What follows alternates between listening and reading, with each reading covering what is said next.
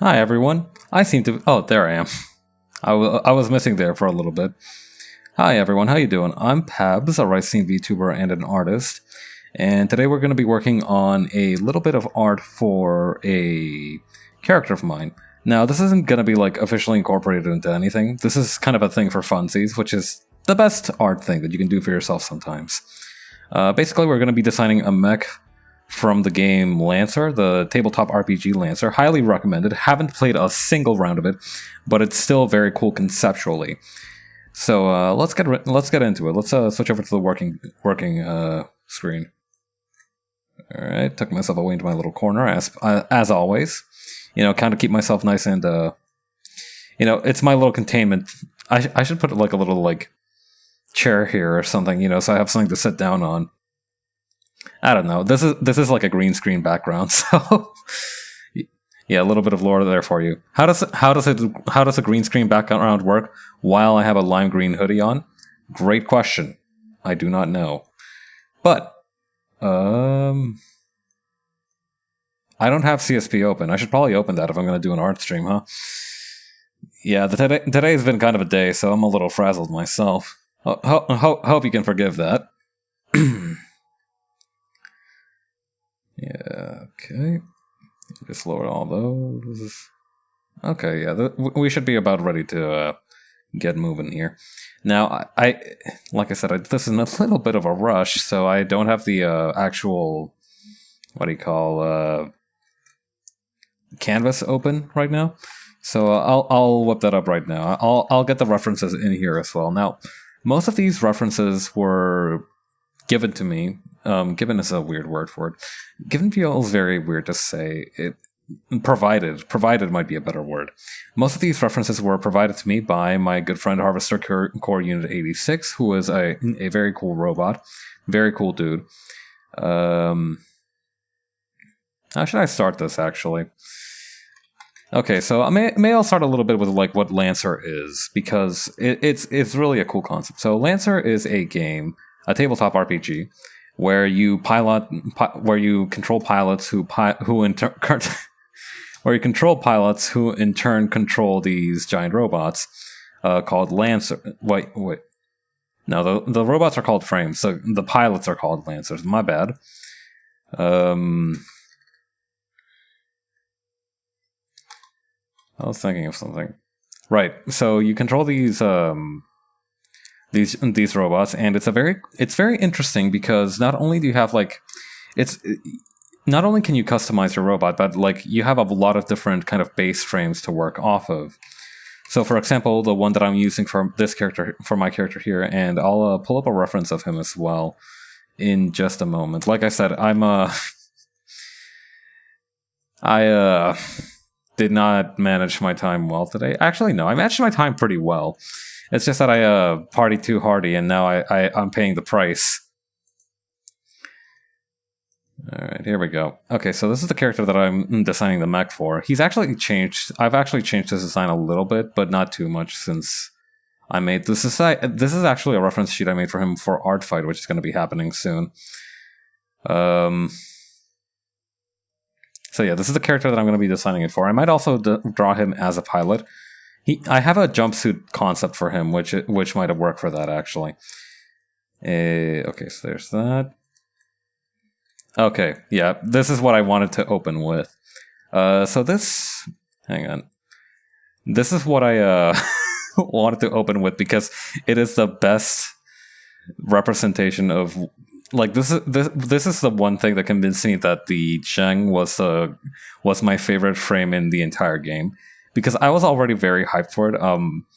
Last year, I think, or maybe earlier this year, I did a meme tier list of the different Lancer frames based on how easily they could turn my brittle ass into a fine dust. Turns out most of them could very easily do that. I could beat a couple of them, but like not a whole lot. This is one of the ones that I put into its own frame, and like this was made by Vex Werewolf on Tumblr. So, the Zheng is a melee death machine operating almost completely on explosive rage and increasingly dangerous drinking games. Zheng Zhaoli built this whole thing in a derelict freighter, with a box of scraps. She is presumed to have been extremely based.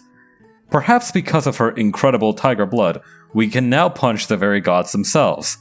Thanks, Zhaoli. Anyway, about the mech.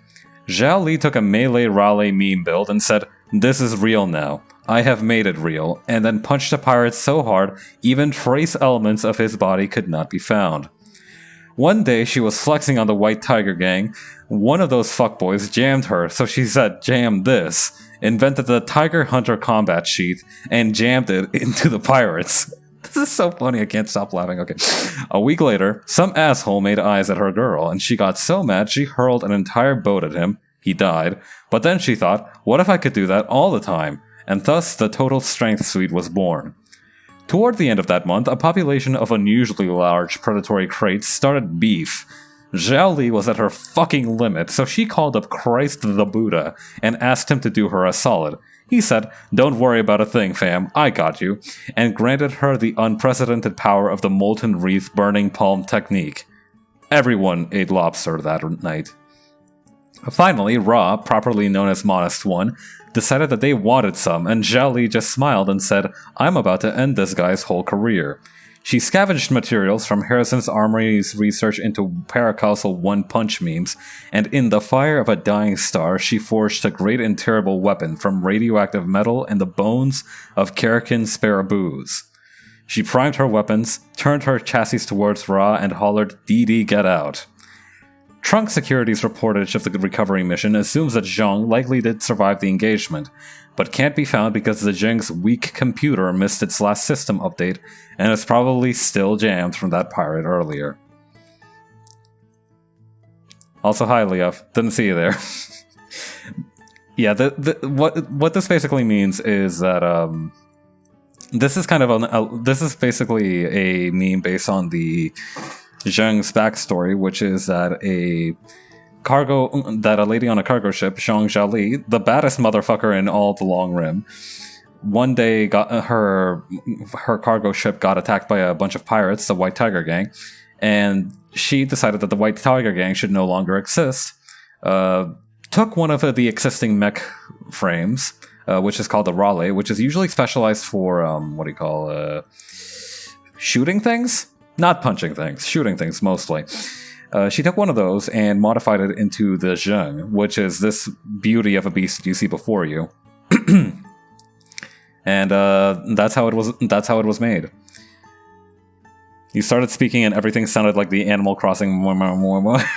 Like you started speaking and everything sounded like the Animal Crossing. I'm not even mad about that. Okay, so the thing is, right? Lancer is very liberal, very free form is the word, I think, in the way that like you can make your mech look. I was looking for something. Hang on. Okay, so actually the meme is very useful right now because it actually outlines all the different nice and good parts of the Zheng. Hang on.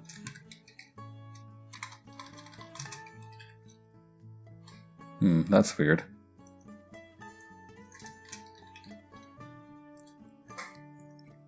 Okay, Tiger Con. Okay, so it's the D28. The DD28. Yeah, I have the rule book for Lancer opened up in a little sidebar over here. So that I'm looking something up on there.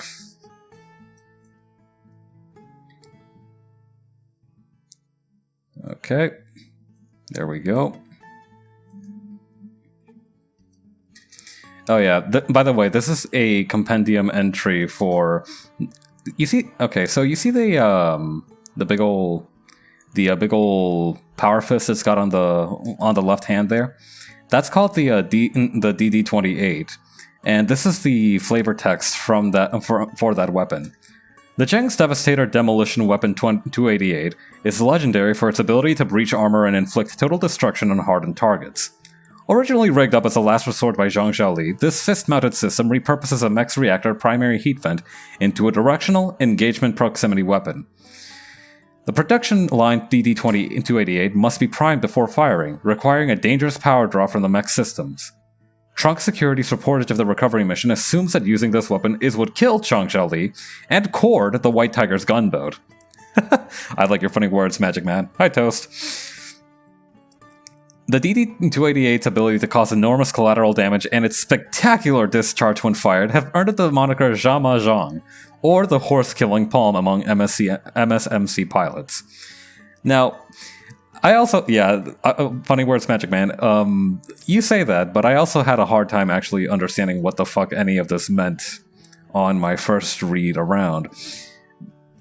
Basically, the original version of this weapon not only killed the pilot using it, but also apparently cored a ship, which I imagine means that it destroyed the inside of it like a worm inside an apple in, like, I imagine, double speed.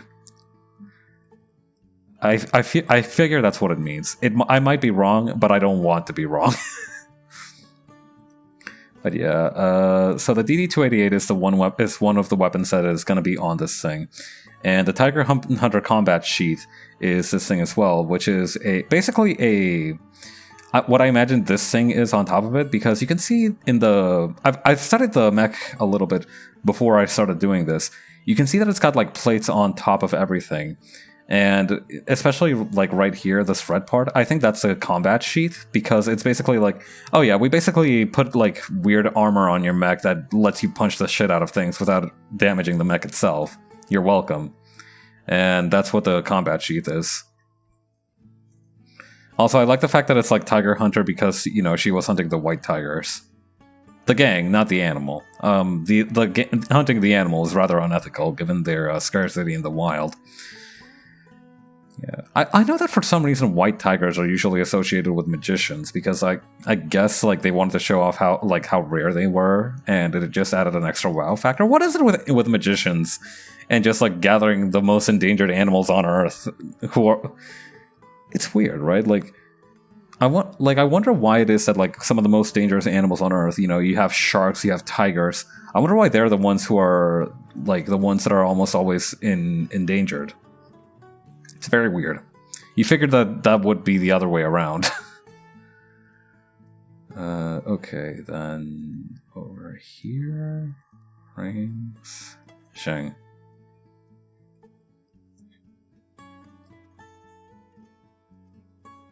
Where is it?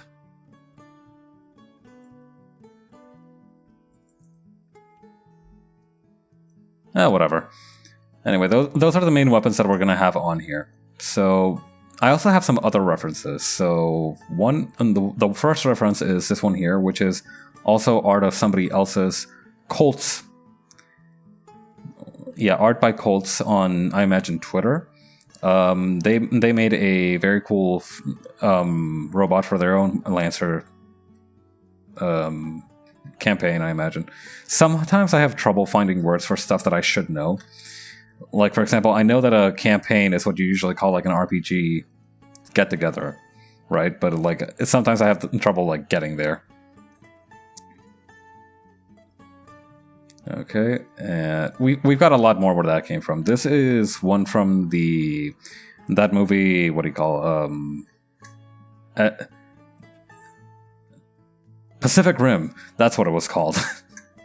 You see what I mean? Like, I've been out in the sun a lot today. I think that may have scrambled my brain a little.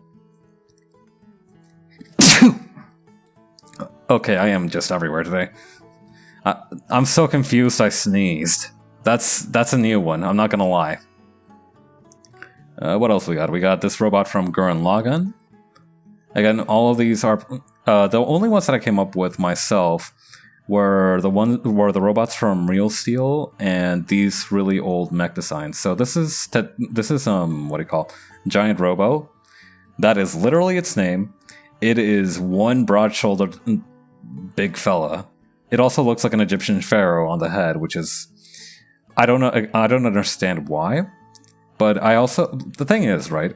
So Roland's character is very much built on the kind of past of the world he's in. So he takes a lot of cues from his father, who was a cowboy, who was like this wandering archetype, and because of that, he's also very much stuck in the past a little bit. Like he does have like romantic ideas. Like he is kind of like a big fan of the past. So I figured I should incorporate some very old giant robot designs in there. So this is also like Gigantor, Tetsujin 28 in Japanese, I think. We also got the robot from Real Steel. There's a couple of these actually.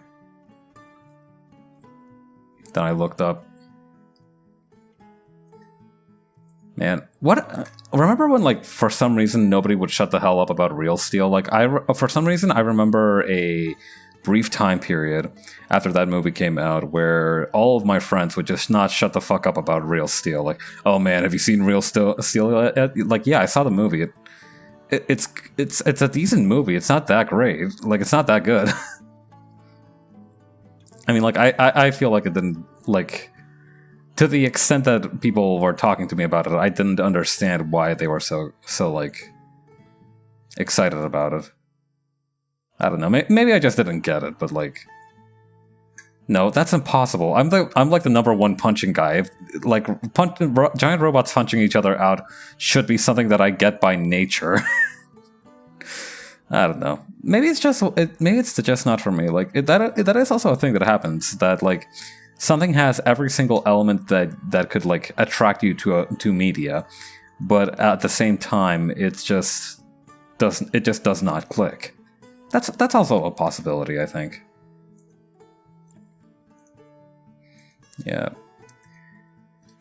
I'm trying also to like avoid being like too shallow with these references. Like I haven't seen much giant robot media. I'm ashamed to say. Like I did watch Gurren Lagann in like friggin' 2014, I think.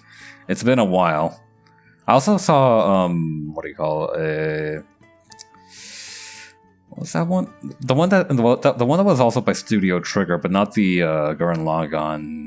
The movie, come on, Premiere, that's the one. I also watched Premiere when it came out in, what was it, late 2019, early 2020, probably late 2019. I think like the last movie I remember seeing in theaters was Parasite. I watched that with my friend. It was a very good movie. Absolutely, like. The thing about Parasite is that it's a really good movie, but like if you don't know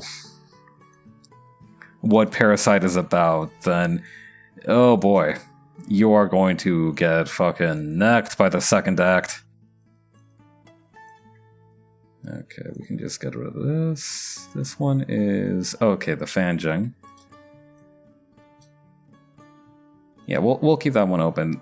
Like I said, this is mostly a kind of. This is mostly to kind of figure out the design of it. This is probably not going to be like full art.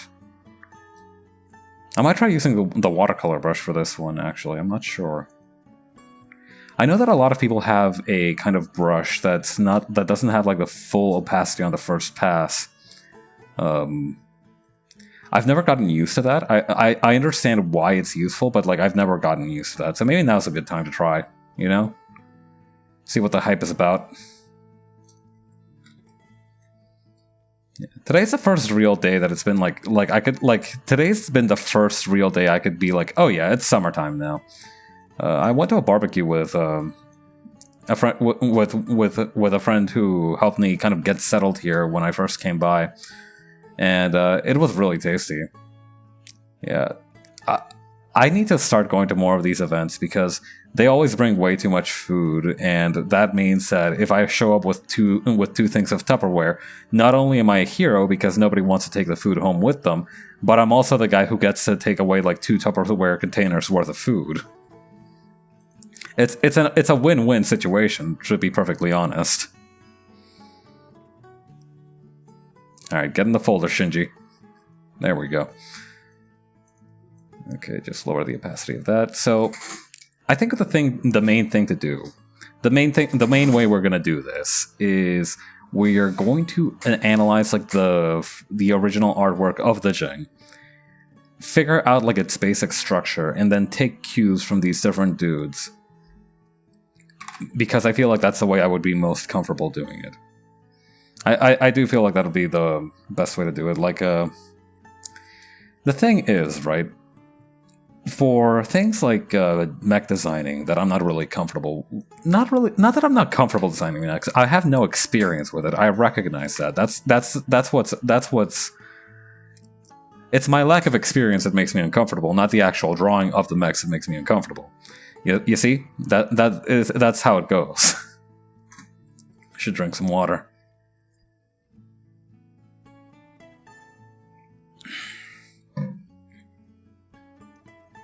Anyway, I don't have much experience drawing mechs. I've drawn my buddy Harvey a couple times, who is a mech, who is a robot.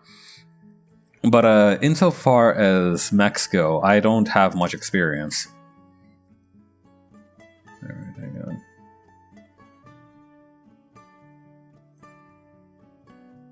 Should be around here somewhere. Aha, here we go. Hang on. Okay, it says that I have it downloaded, but is it in there? No, it's not in there.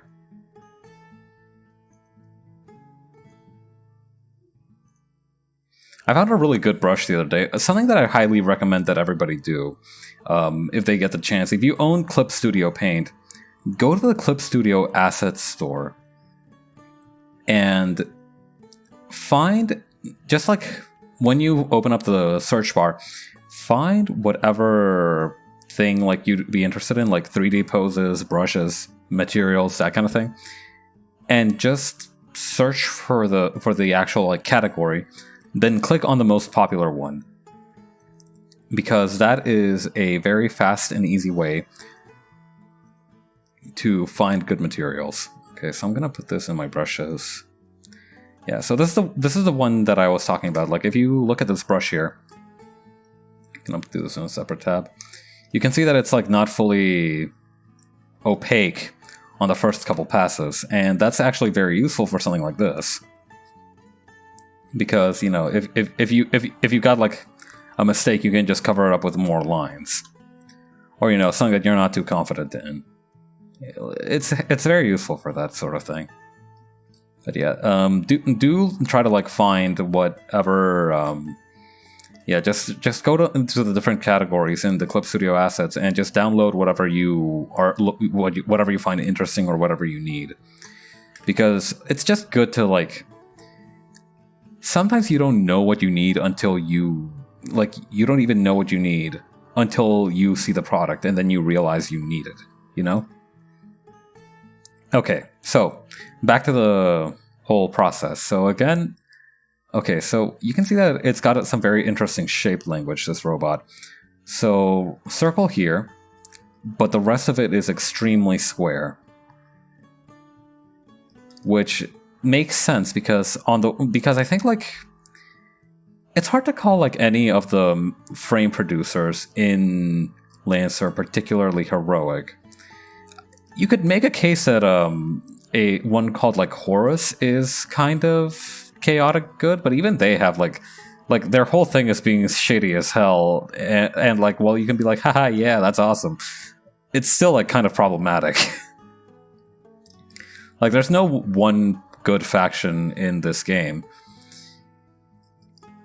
and the IPS North Star, the ones who make this frame here, are no exception, because they're just they're like basically very pirate-y. They're very weird.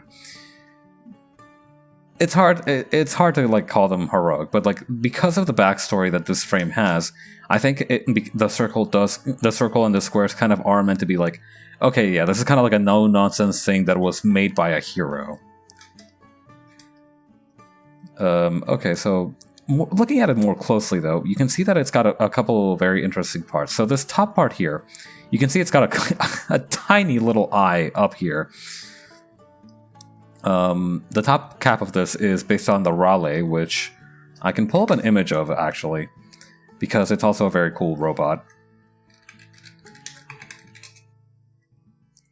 Hang on. Yeah, I like the Raleigh because it's basically a cowboy. There's a series on YouTube that explains the kind of benefits and advantages of each frame, called Trash Talk on Lancer. It's a very good series, and it's how I learned about a lot of the benefits and disadvantages of the different frames. And it straight up compared this frame here to that song from Fallout New Vegas, to the Big Iron, like, to the town of Agua Fria rode a stranger one fine day. Not that like, even its head is shaped kind of like a cowboy hat. Also, this thing in the middle is straight up like a gun. They were like, hey, you know what would be even more cowboy than giving the robot a 6-shooter? Why don't we build a revolver directly into its chest? Yeah, forget that there's supposed to be like a person inside of there. Why don't we just put a revolver in their chest? Very strange idea, but one I respect. Okay. Yeah, I think we got this one. I love the design in Lancer. Not only is it just very good, period, but it's also made by one of my favorite artists, a dude called Abaddon, who also made a webcomic called Kill 6 Billion Demons, which I cannot praise enough for its art style and beautiful art. Okay, that should do it. Okay, so we see that it's got the little hat from the Raleigh up here. It's been kind of fused to the main chest piece here. Got some kind of weird conical thing here. I don't know what this would be for. I feel like a lot of mech design is not just like, hey, big robot, cool, but it's also thinking, okay, if this were a thing that we're moving in real life, what would it need? What would be the best way to get it moving? At least for like the real robot kind of things. So, you know, like not super robot ones. And again, that's kind of why I chose Tetsujin 28 and Giant Robo for that, because they're not supposed to be like realistic robots. They're supposed to be like giant dudes who kick ass and fight crime. And again, that's the kind of persona that Roland is trying to go for. Okay. So yeah, you can see here that it's got some kind of weird robot abs. I'm guessing... Yeah, I don't know what else to call those. Those are robo abs. Okay, it's got a little thing here. I also noticed that like it like extends its cylinders. Like you can see that these like arms kind of extend from a shoulder joint up here. Like you can tell that this swivels around like this and this. So, okay, so it's got like very strange shoulder pads. Okay, I don't know how helpful this is going to be because I have a hard time reading it as it is. Maybe I should like erase whatever I don't need. I think that would be a good move. Okay, yeah, you can see that it's got like I'm not sure what to call that. But yeah, basically it operates on like very like weirdly moving joints, which again makes sense because this was made by like a refugee in the middle of a pirate invasion. Okay. Okay. Yeah, I think I've kind of got the gist of it. So, kind of going off the basic shapes here, what we want is a huge circle, like a big old circle. We got the kind of spinal column here, no head whatsoever. We got the kind of spinal column there. We've got the kind of underwear thing that it's got going on, kind of Superman thong, I like to call it. Okay, it's got the little legs kind of on a cross section here that kind of go like this.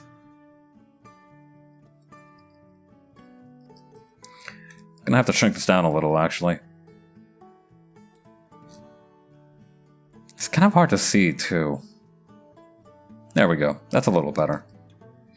We'll have to bring up the opacity once we get moving, but that shouldn't be too much of a problem.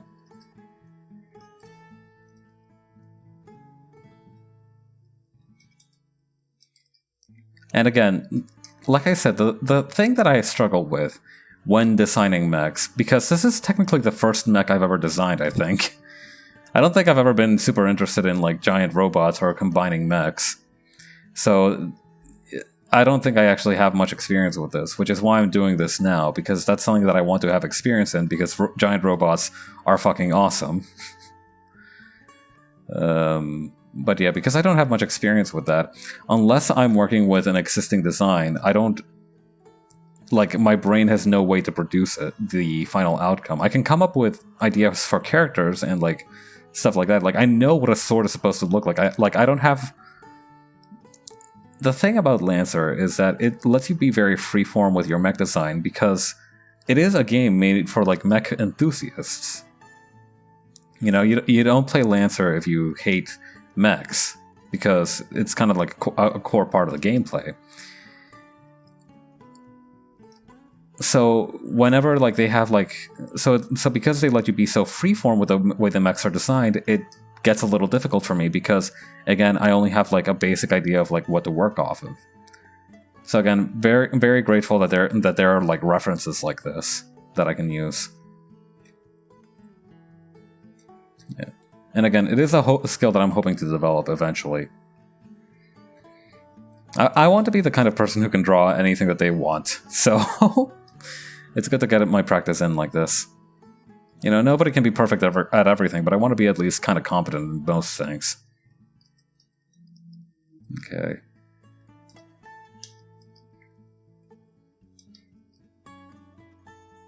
Yeah, and for some reason the left arm is the one that has the giant murder palm. Yeah, the DD288. Okay.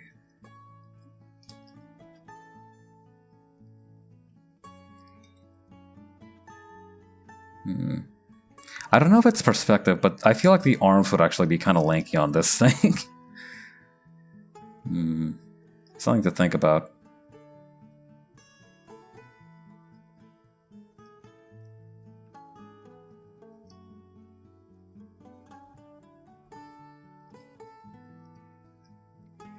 Okay, and then shrink that. I want to make the fists kind of big, though. Okay, and then like this.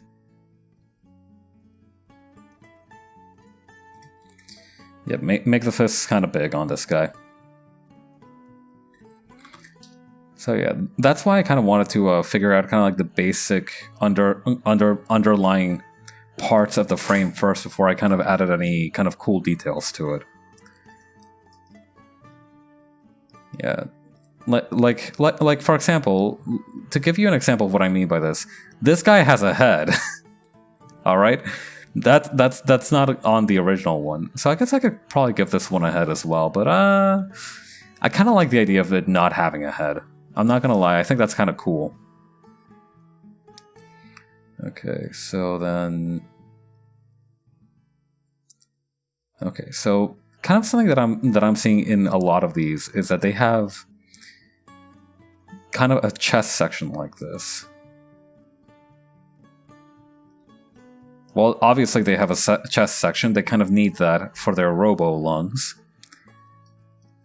Okay, here's something we can do. For example, like I kind of like the kind of shapedness of the Pacific Rim robot, like the fact that it's like shaped like that. I feel like that's a very cool look, so I think like maybe... No, but I don't want to kind of ruin the kind of ball shape language that's going on here. I should drink some water.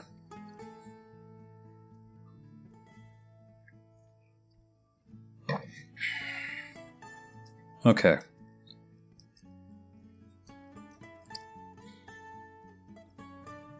Yeah, because Roland's thing is that he's kind of a biker and a cowboy at the same time. I think that's something we can work on first. Since this guy is supposed to be like piloted by a cowboy, it would need some cowboy boots. That can be step number 1, I think. So kind of looking across these, if I go down here to the Zheng one. You can see it's got rather simple feet, so no real need to worry about that. Also, for some reason, Sonic the Hedgehog is there. I respect it. I believe that Sonic the Hedgehog can, should, and will pilot a giant robot at some point. Does Sonic have a giant robot? I feel like he should. I feel like Tails would be all over that. But yeah, you can see that these guys' feet are actually quite simple. This guy has some interesting stuff going on with his boots there. Not sure what to call that. They look like J's. that robot has Air Jordans. This one has some very interesting boots as well. They're not really boots, they're kind of shoes. Which again makes sense because they're gonna be like... Not... Like, since these are supposed to be prioritized towards punching, you don't get much mobility out of boots, I think. Not the way you do with shoes. Not with like you would with ball socket joints at the feet. I'm also wondering if maybe I should change the color of this so that the red shows up better on another layer. Yeah, I think that might be for the best. Okay, so what we're going to do is dark blue for the kind of base here. And then light blue for... Or kind of like, yeah, kind of this light blue. Something that trips me up about English is that sometimes you don't get the kind of same nuance to some words that you have. You're winning, son. Thanks, Harvey. How you doing? Yeah, like for example, if I wanted to say like light blue... That could mean either this color, but when I'm actually talking about this, which would be more like cyan. In Spanish, like if I say celeste, you would think about this, not this. Okay, but yeah. How you doing, Harvey? Okay, we're trying to figure out how to give this Zheng cowboy boots. I've already started bastardizing them to my liking. But yeah. I think this Real Steel one is actually really interesting as well because you can see that it's got like different parts. I don't know how they made this. Like, I really admire the ability to like add details to stuff like this. The delay on mobile is unbearable. Well, that happens, dude. Right, cowboy boots. I think this is kind of a good model to work off of. So, okay, so kind of like this. Interesting. Okay. I'm thinking about the trans girl mountain climber from Celeste when you say Celeste. I think about my original character, my trans girl original character Celeste when I think about Celeste. Wait, I think all... Yeah, I don't... Yeah, that's true. Celeste, I've been meaning to try out Celeste. How did I forget about Real Steel? To be fair, I forgot about it until the last minute too. Like, I was like, huh, if only there was some kind of media centered around giant robots punching the shit out of each other. Oh yeah, Real Steel was a thing in like 2010. To be fair as well, I don't really think of Real Steel as giant robots. I don't think of them as mechas, even though they kind of are mechas. I mean, friggin' Tetsujin 28 over here isn't piloted from the inside. He's got a little dude who remote controls him, but like, I still consider him a mecha. So maybe it's like there's something about the nuance of it. I don't know. I'm not sure. More movies need robots. This is true. Okay. Just in general, yeah. Yeah, I would love to see a version of The Notebook where... Actually, I've never seen The Notebook, so I don't know. I think Adam Sandler's in it. Giant robots, mechs, mechas. Yeah, it's all a little pedantic, but giant robots in general. Yeah, I get what you mean.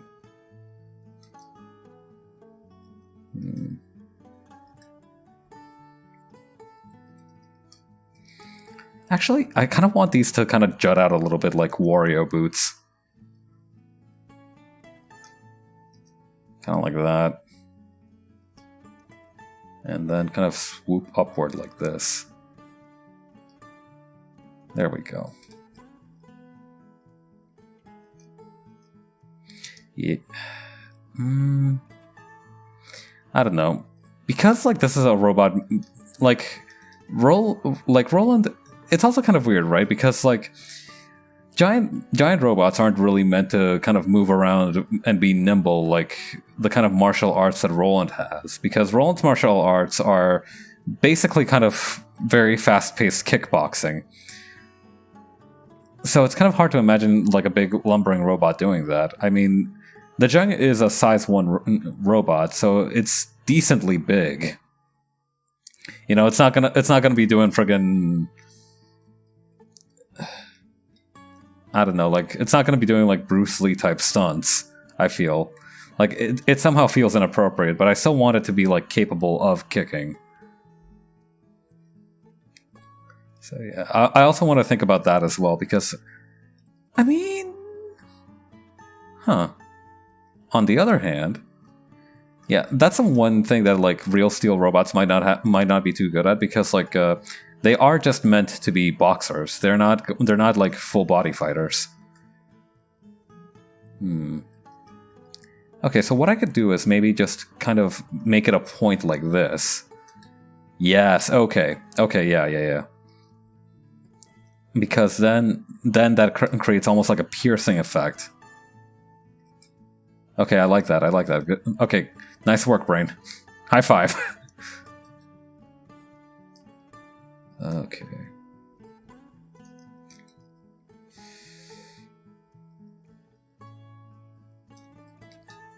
Okay.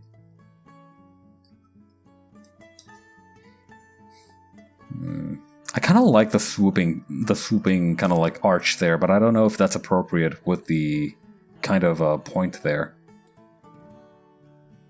How can I have both? I want my cake and I want to eat it too. How about kind of like maybe? Not okay, yeah. No. Alright, I think I'm gonna bring it back a little.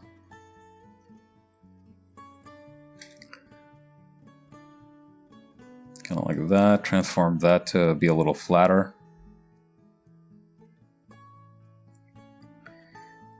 On the other hand, what about...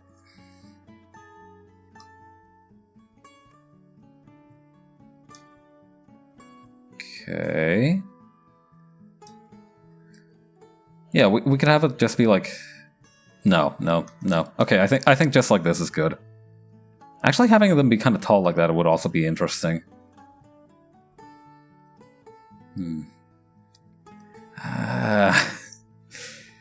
I don't know. Like, the whole thing about the Zheng as well is that it's not only, you know, blunt damage to the other mechs. It's not just like beating them into submission. It's also capable of rearranging terrain. It's capable of kind of piercing attacks. So I want to incorporate some of that as well. I don't know. I think like a Zheng could do a bit of a low kick. I feel like that should be in the realm of possibility. You know, like, low kicks are surprisingly useful for something that doesn't look very impressive and is easy to do.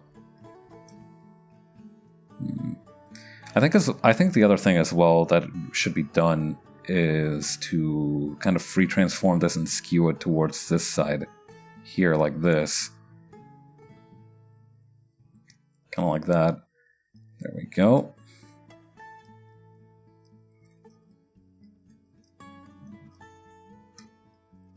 And yeah, we'll give this robot high heels. Why not?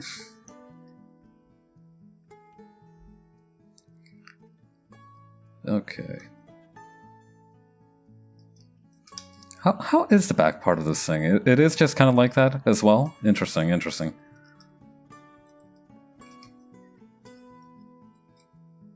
Oh, actually, the boots on this guy give me an idea. We could have like a little stabilizer back here to kind of support the heel. Yeah, because I know that when you, like, if you think of your foot, right?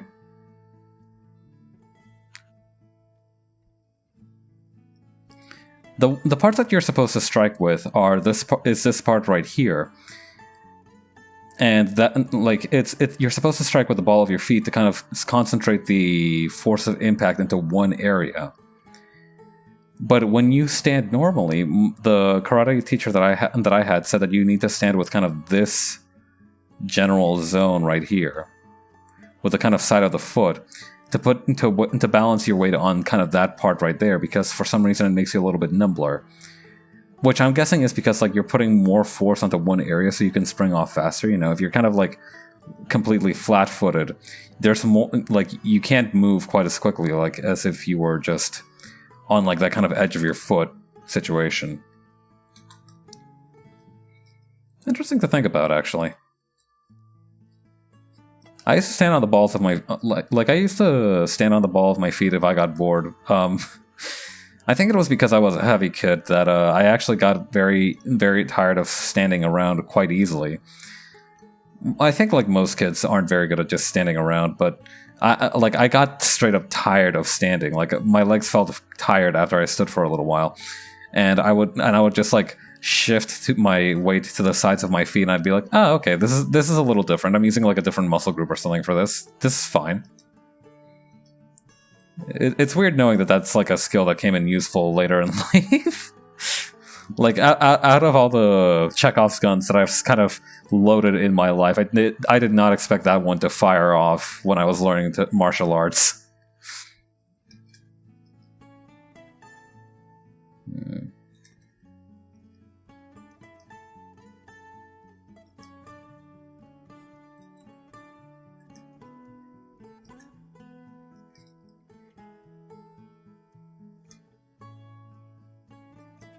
Okay.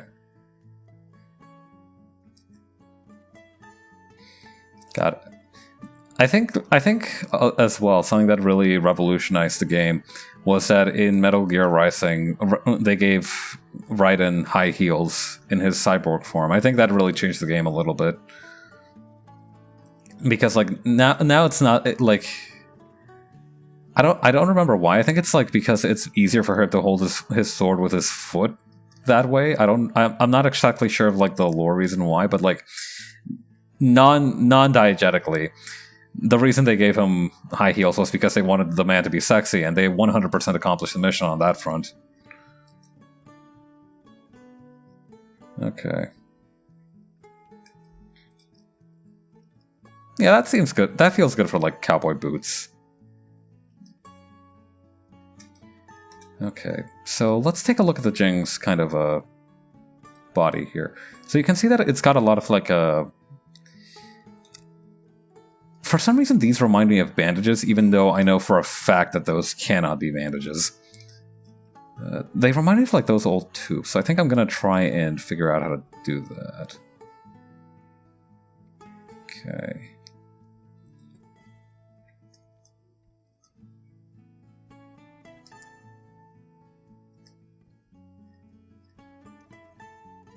Okay.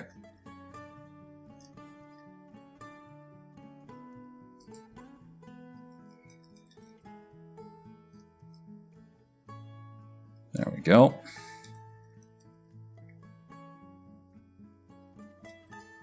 Yeah, we can add Roland's the details on Roland's boots to that as well.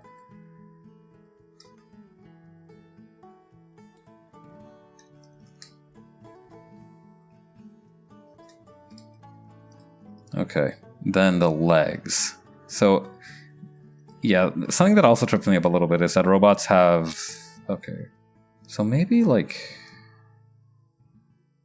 What would be a good kind of thing for this? So, something that would give it a lot of mobility. I'm thinking ball socket joint, but...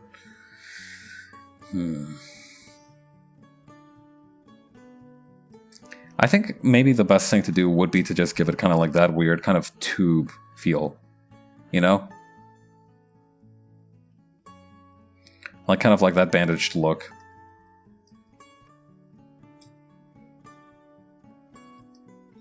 Okay, then like this.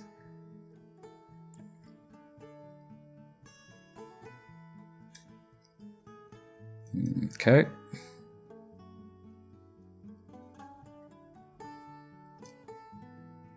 Kind of like that.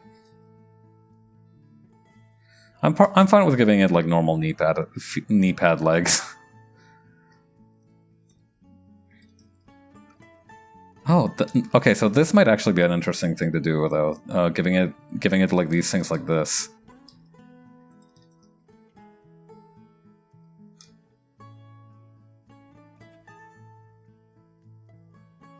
Really just boosting up the leg here. That might be interesting, yeah.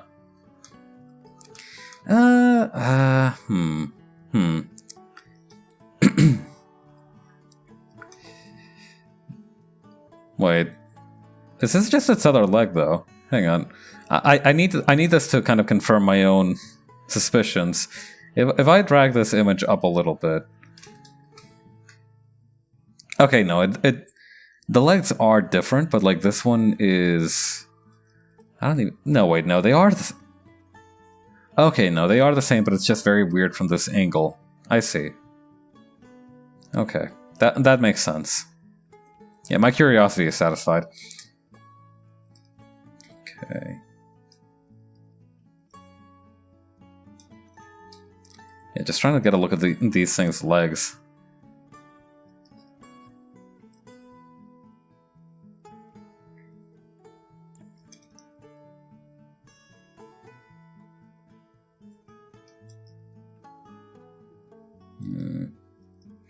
Yeah, I think no, Gurren Lagann's one doesn't seem to have much like mobility. Ironically enough, I think it might be Tatsujin 28 that wins like leg flexibility here. Okay.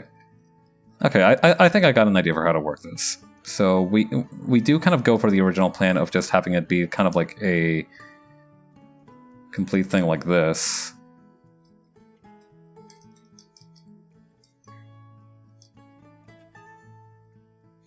Kind of sharpen this back part so it's like a what do you call, like an ice pick on the back, you know, in case you want to do any like Brazilian kicks.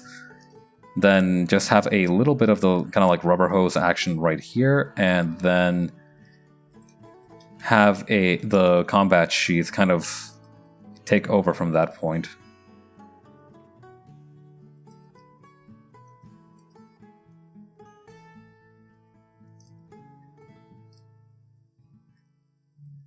No, I don't want any cables attaching this. Like I said, it needs to be very kind of it needs to look like very movable. I know that in another Lancer expansion pack, or like expansion rulebook, there is another mech called the Salat, which is literally based around punching. But I didn't get to read its entry that one time, so I don't really know how much. I don't really know too much about it. And from what it seemed to be more about like prize fighting more than like proper, you know, kind of combat. In that regard, I feel like the Zheng is much more appropriate as a kind of basis.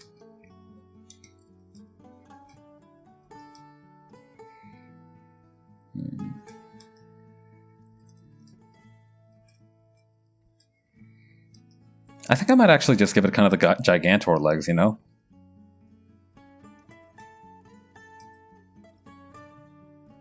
Yeah, kind of like this, because I don't see it being like, I don't see a benefit to having them have calves, so to speak.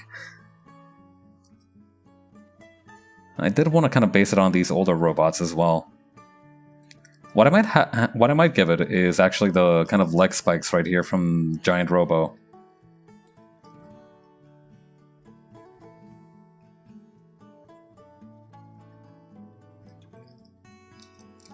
Like, I think that gives it a kind of good kind of reference to the biker aspect that Roland has as well. Okay.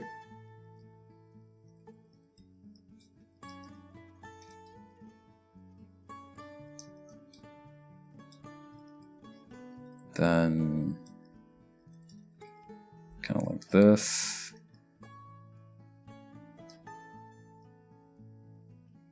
Yeah, when I was younger, for some reason I used to think that having knee pads on armor used to be the coolest thing ever until until eventually I realized that it looked kind of ugly. I don't know. Knee pads have fallen out of favor for me. I don't know why. I don't know why all of a sudden, you know, having healthy knees became unsexy in my mind, but like at some point it happened.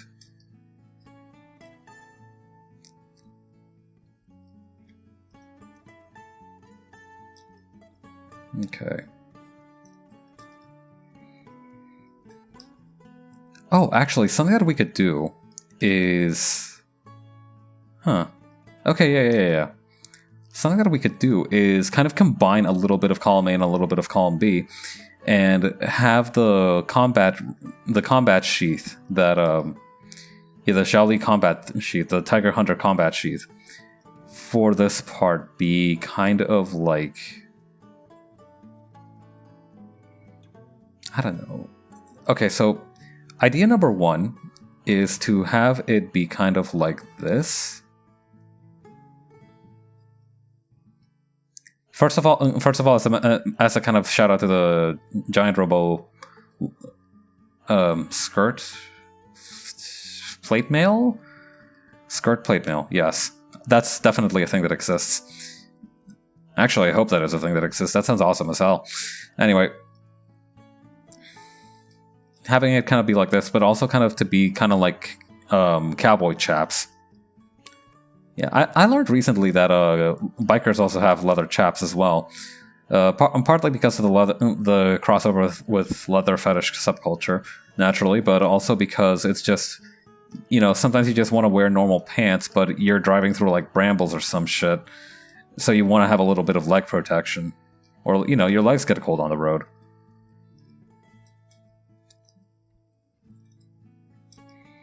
Okay.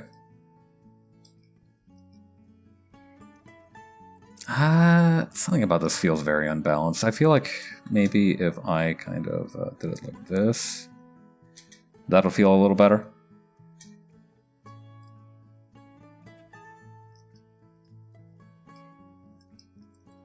I feel like I'm exposing like way too many joints on this thing, but at the same time it looks cool, so who give a darn?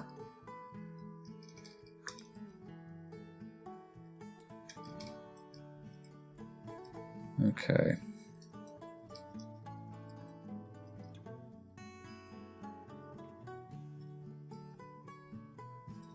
Oh, that's actually an interesting idea.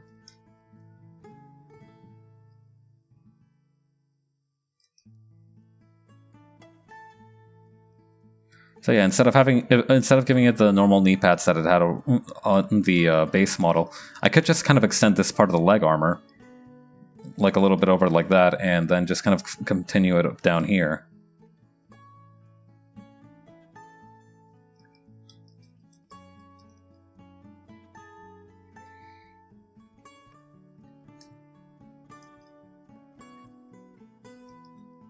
Yes. Okay. This is how I win.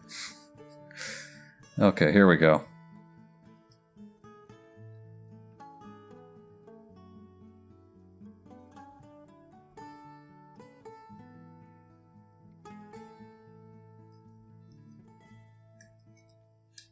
Perfect. All right. Then from there, what do we need? It's right here.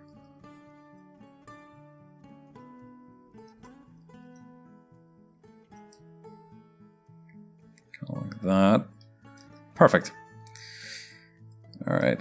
Then this part over here seems very interesting. You can see that it's got a little like thingies right here that kind of connected to the leg mainframe. That's not a leg mainframe is not an actual thing, I think.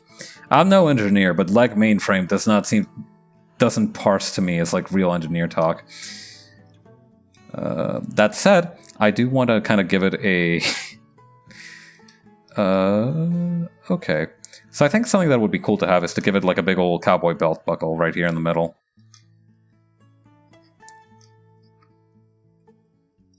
God, thinking about how big Lancers are normally to a pilot, like, you can see in the fan drawing over here, there's a little Sonic the Hedgehog looking character that is approximately as big as the calf of this robot. So, thinking about it logically, that means that this metal buckle is about as big as half a person. Like, it would reach up to your waist or something if you set it up right. Yeah, so Roland would be around, yeah, like, yay big.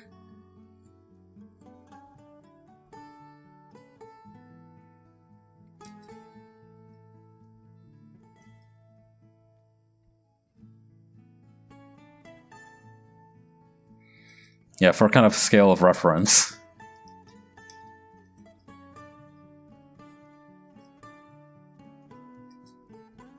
There we go. Oh yeah, recently I've been listening to a lot of Stack Records music. If you don't know who that is, they make a lot of character songs based around Toho characters. So, for example, they're like the one that I listened to the most, I think, was which one was it? For any of them, having a hard time remembering. It'll come to me. It'll come to me. But the one that I listened to the most was a song based on. Right. It was one based on like one of the characters who basically made clay dolls come to life. And I'm a big fan of their stuff because they a lot of their music is like in that kind of hard style EDM that I like. It's very interesting to see how they interpret the characters in each song as well, because even though they are slightly kind of strange songs, they also reveal a lot about the characters. Like some of them have very profound lyrics, kind of showing the motivations of each character. I think they do a really good job overall.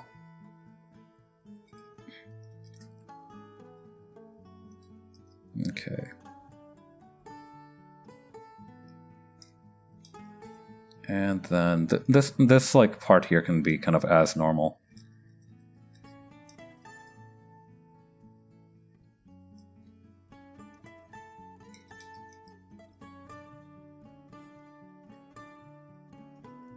There we go.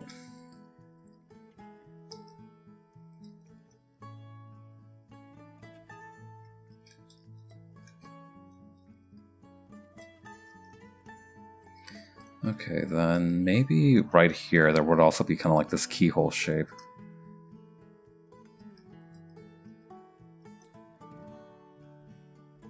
There we go.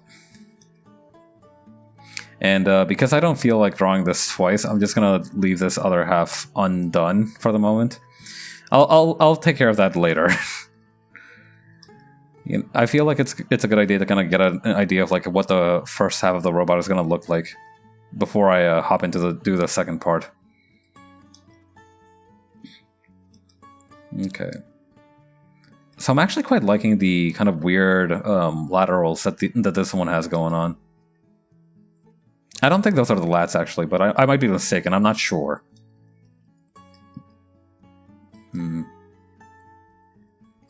Oh yeah. So, strange thing enough, one of the people who came to the barbecue that I went to earlier had decided to bring a hot pot for some reason. And I gotta say, like, the meat from the barbecue was pretty good. But this guy, this absolute hero of mine, he brought a sauce made of sesame. I think it's sesame oil and peanuts. I'm guessing it's like peanut butter kind of emulsified with sesame oil. And if that doesn't make your mouth water a little bit, then wait till I finish my story. Then he threw on some green onions and a little bit of cilantro. And you were supposed to kind of mash that up together and then eat it with the mushrooms from the hot pot. And that first bite is something that I don't think I'll forget anytime soon. Okay, how do I make it look like this thing has a biker jacket? Okay, so typically a biker jacket kind of looks like a little bit like this, right? You know, it's got the kind of shot perfecto look. So I think the way to do that is to first... Yeah. Okay, so... That's okay. So the legs are done. I think the design for the legs is completed. I think. Now,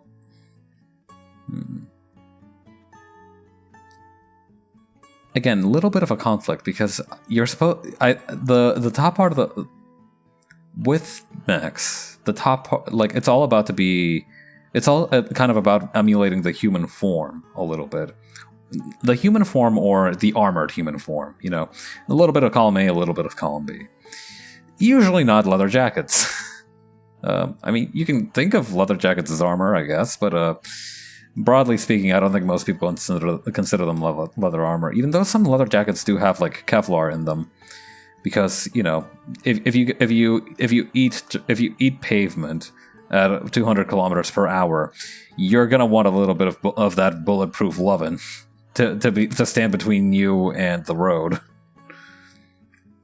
Yeah, if you've ever seen like a picture of bicycle helmets that from people who fell over on bicycles while they were going fast, you'll understand 100% what I'm talking about.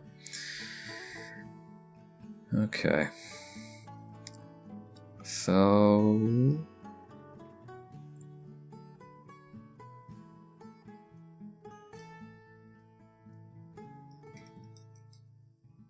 okay, I think I'm gonna go for like for the kind of one right here. Because actually having them be as circles would actually be a little bit more interesting as well.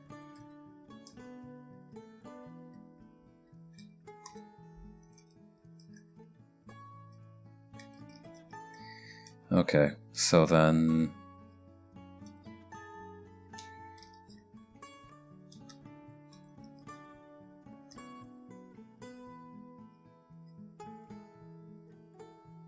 oh, this is interesting. This kind of like divided shape. I like it. Okay, yeah. Okay, hang on. I might have just done something here. It's times like these when like you realize as an artist, just like there's sometimes when you're drawing something, you'll get like this idea. And you'll have no explanation for where it came from, or kind of like how it occurred to you. I think like it occurred to me because of like this middle part here, but I was like, what if it's like flanged like a knight's armor?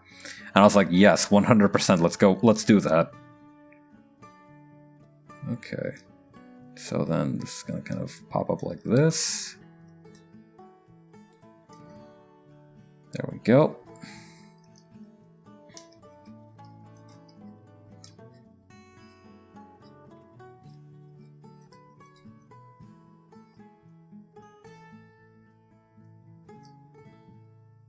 Perfect. Okay.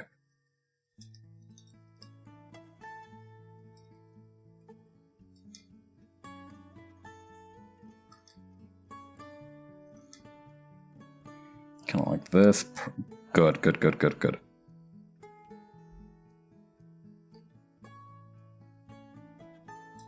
Cool. Okay, then... kind of like this, then kind of like this.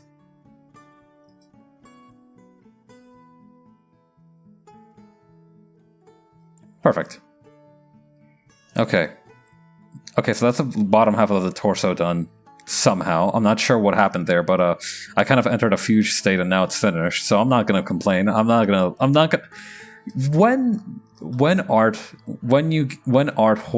you are gifted an art horse, you do not look into the art horse's mouth. You don't look at the horse's teeth. The metaphorical art horse's teeth. This analogy fell apart faster than... Oh, I think that's a brand new record for the fastest one of my idiot analogies is broken down. Like, sometimes I have good analogies, but sometimes I make, like, completely fake ones. And usually those are pretty funny, but, like, they have a bad tendency to break down under any kind of scrutiny, including midway through what I'm talking them through. Which isn't great if you're trying to be like... Which isn't good if you're trying to be like a sophist, but excellent if you're just trying to be funny as hell. Okay.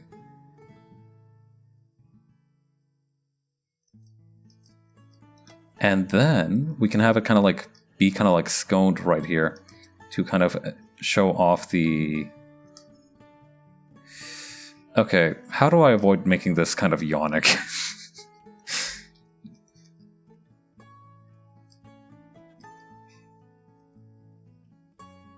Okay, this works, I think.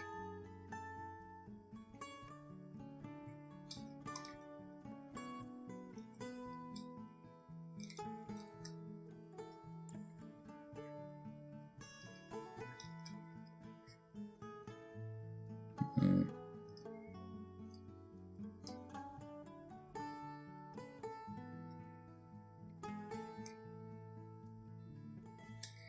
Okay, cool. And then we can have like these little a couple of little like top parts of the armor here to kind of like replicate the collar jacket right here.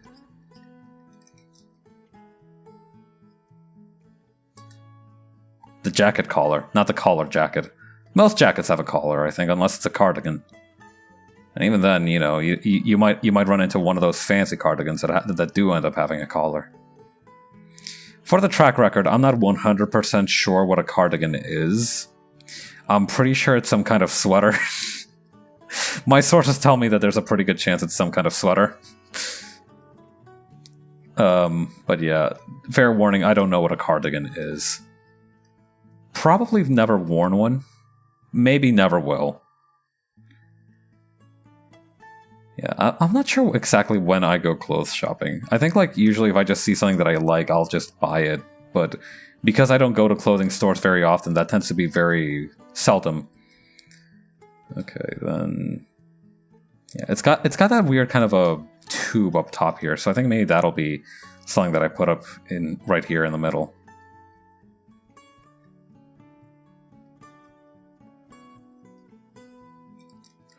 Yeah, and then it kind of like peeks out from underneath here. That'll be sick.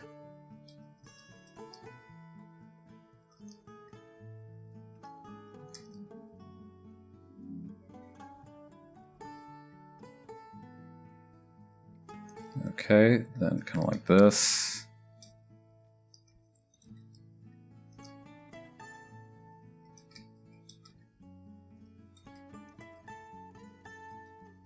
Then... after that, I'm not sure. This one has like little headlights on it, so maybe I can do something like that.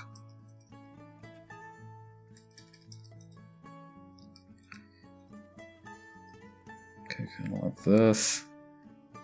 Yeah, I spent a lot of time in the sun today, though. More than I often do.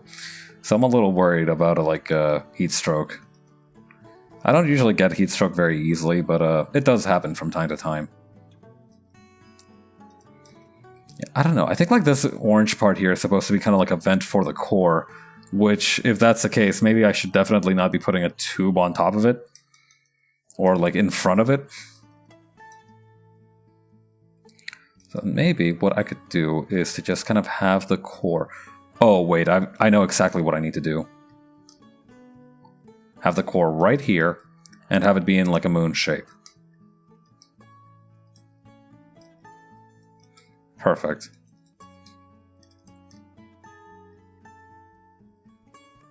And it's gonna kind of like... and it's gonna look a little bit like one of those train lanterns.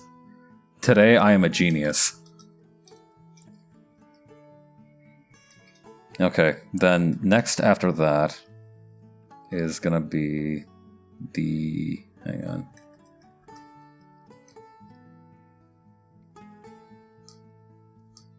Kind of like this.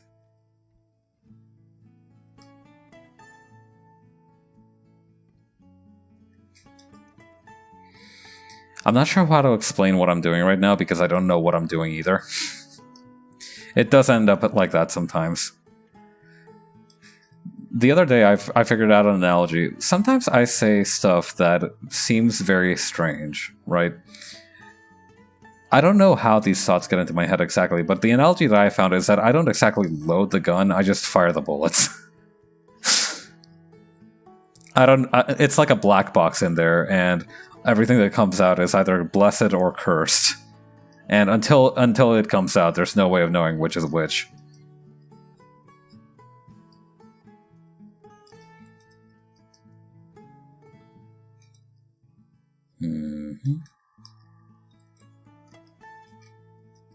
Okay, then... yeah, this is kind of gonna reflect the design on the jacket a little bit. This part also needs to have the... kind of this part here corrected.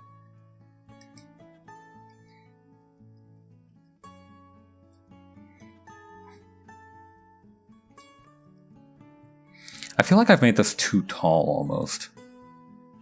Hang on, I can repair that in just a second. Alright, then free transform, and then just kind of flatten that a little bit. Perfect.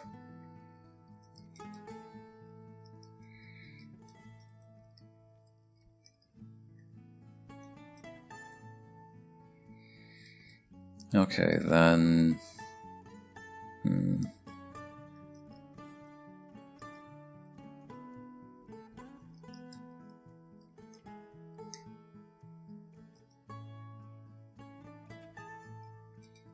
I'm trying to also, while I'm doing all this, I'm also trying to figure out, like, okay, how am I going to be able to arrange this in such a way that it not only looks good in the sketch, but I can also read it once I'm finished.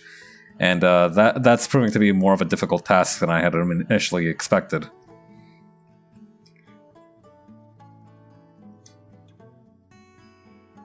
Because right now it does kind of look like it's just a normal, it's just like the core rulebook Zheng frame, but with a leather jacket on top. And like, I don't know, spats or something. Not spats, chaps. Spats are a different thing.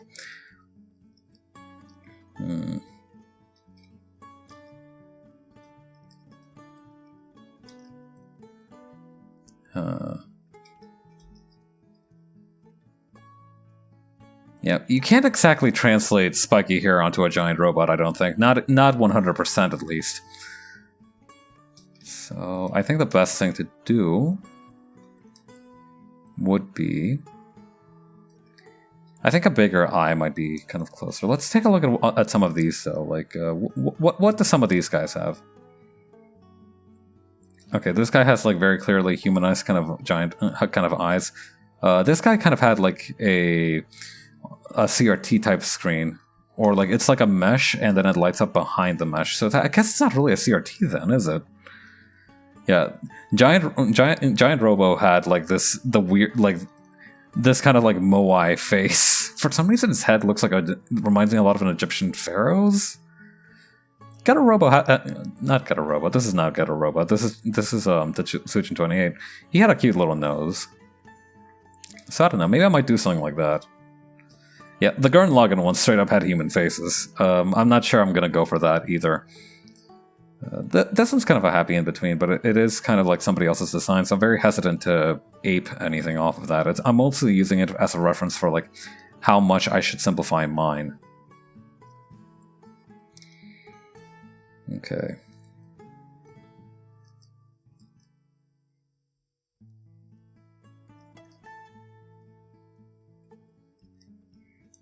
Okay. I think the best way that I can kind of do this is to just kind of have a... Kind of like how the Raleigh had a little hat on top, kind of have that.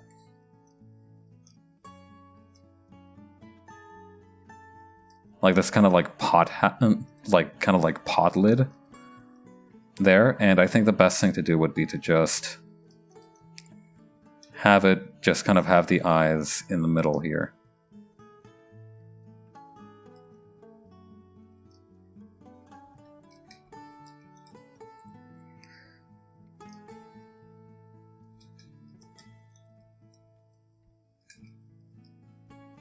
And I feel like some spikes on top of this part here. What is this part connected to? Just the kind of cables there? Okay. I put the cables under the thing, which I don't think is how it's supposed to go, but... my mech, my rules. Okay. That...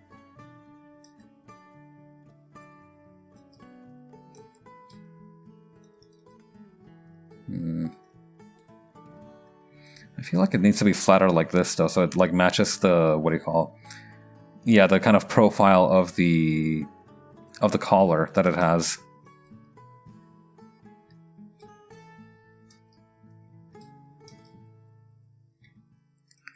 Okay, then from there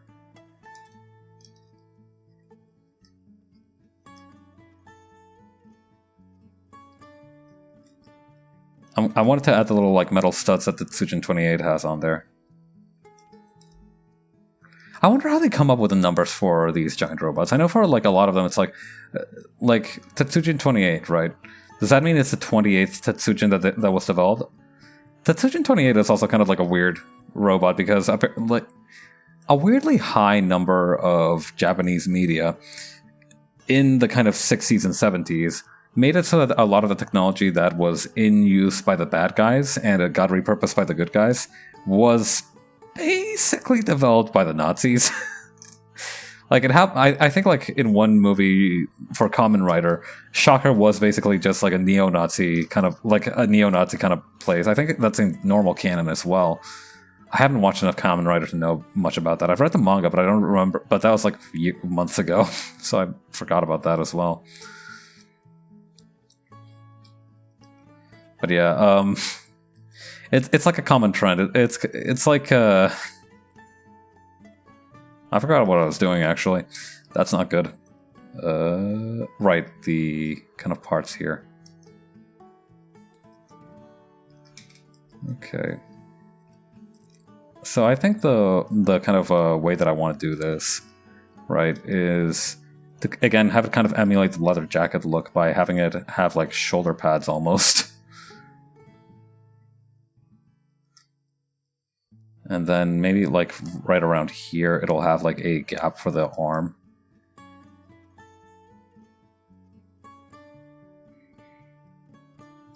Oh yeah, that's something also that tripped me up a little about the DD288 that the Zheng has.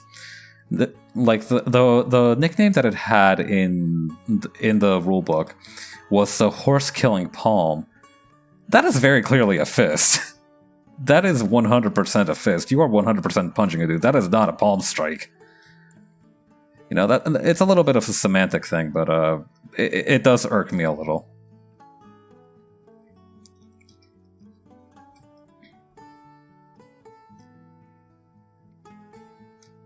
Okay.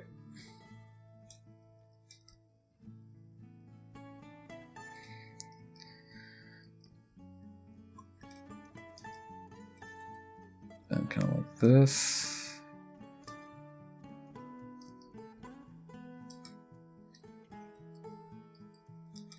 Yeah, I think I can still feel my blood sugar coming down from the barbecue I ate earlier. My god. Oh, that'd actually be kind of cool. Just having like this be kind of like a giant kind of a bit of armor on top of there. I like that. I like that. Okay. Yeah, the DD288 is going to be the hardest part to design, I think. Because it's just such a powerful thing. It's almost like a pile bunker, but for your fist. Or bunker pile. I never remember which order those go in. Bunker pile or pile bunker.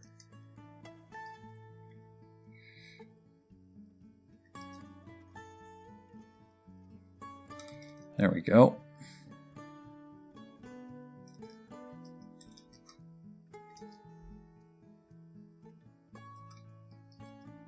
Okay, then after that... Okay, so this would be with its arms kind of like this. So the actual bendy part...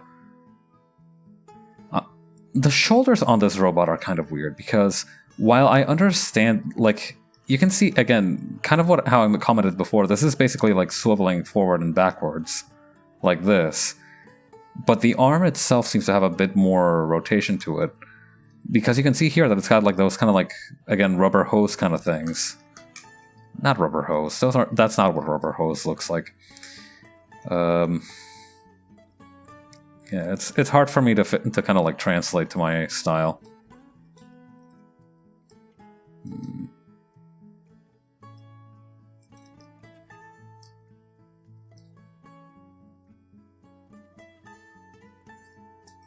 Okay.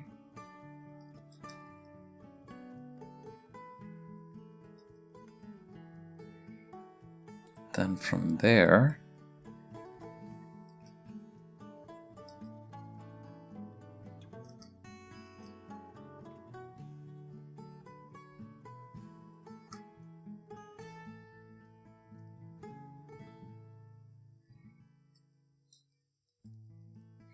Yeah, because like, Yeah, this would have to bend... I'm trying to think about how this would work. This one is bent in such a way that when the shoulder is in neutral position, the arm kind of bends this way and that way, like... to give you an idea, like, it would go like this. So I don't know why I'm doing it like this. I don't know why this made sense to me. Alright, well, mystery solved, I guess. I don't think that technically qualifies as a mystery. I think I was just confused. But I feel a little better about myself if I call it a mystery, so why not? Okay, from there... Huh. Giving it more spikes, I think, is always a good idea.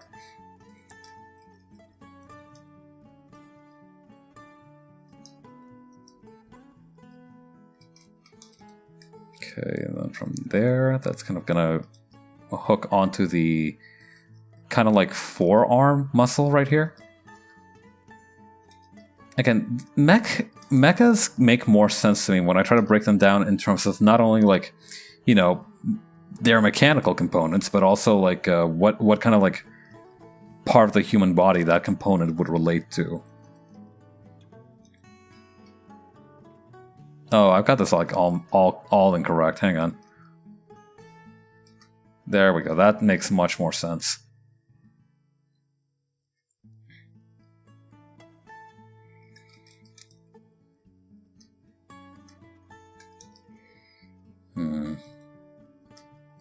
I'm guessing this would be kind of like a little bit like how I did the leg joint here, in that it kind of becomes a little bit kind of like a rubbery here, and then it kind of morphs into that gigantic fist from the picture there.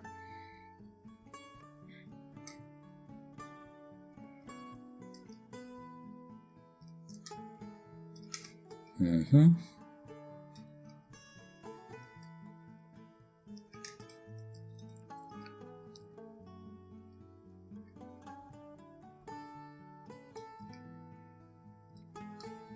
I really like how the thumbs are drawn on this thing.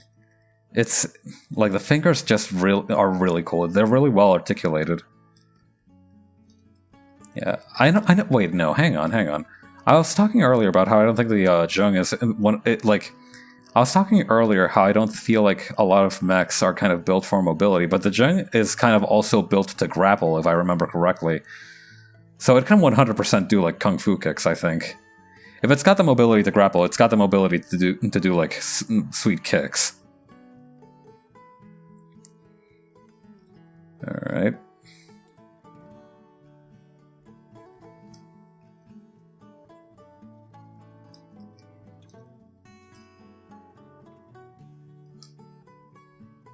Okay.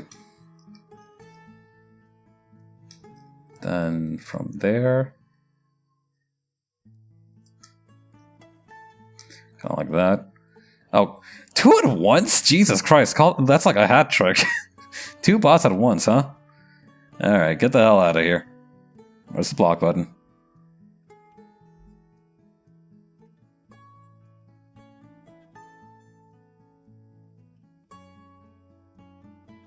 Mm-hmm. Hang on.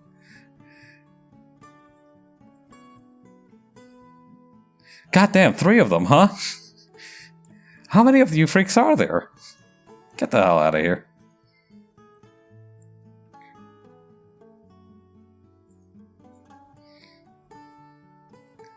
Alright. It's not, it ain't much, but it's honest work, you know, blocking out Twitch bots on the channel. Alright.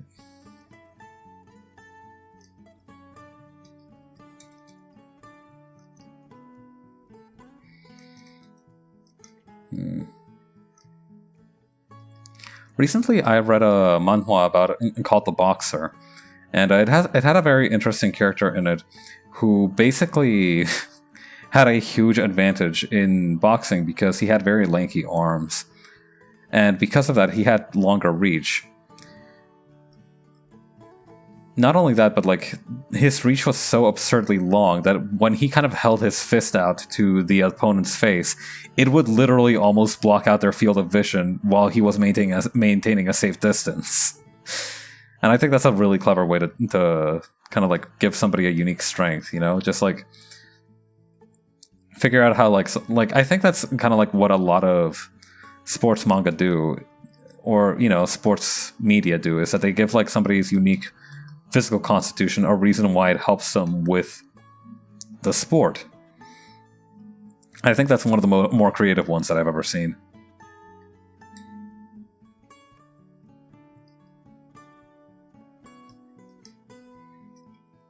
Okay.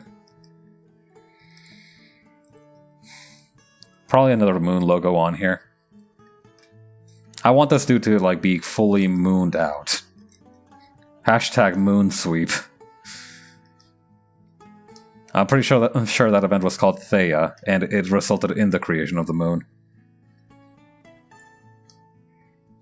Yeah, apparently one of the kind of prevailing theories of how the moon was formed was that a large object collided with the kind of nascent Earth, and the one that kind of went away, you know, like some of it stayed here on Earth and added to its landmass, but another part of it sailed away into space, and that became the moon.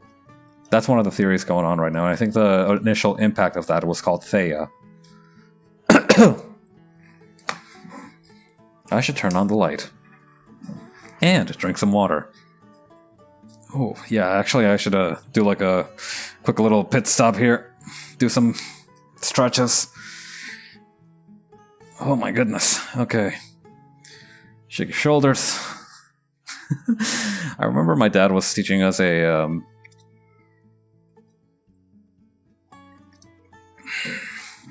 Yeah, he was teaching us a kind of movement routine to kind of loosen up your shoulders if you've been at a desk all day.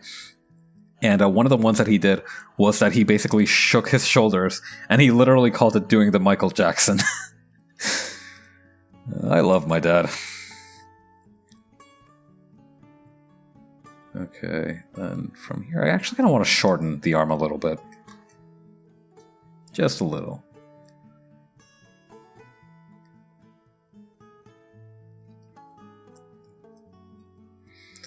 Okay, and then from there, actually something that might be really cool is to have this kind of line here.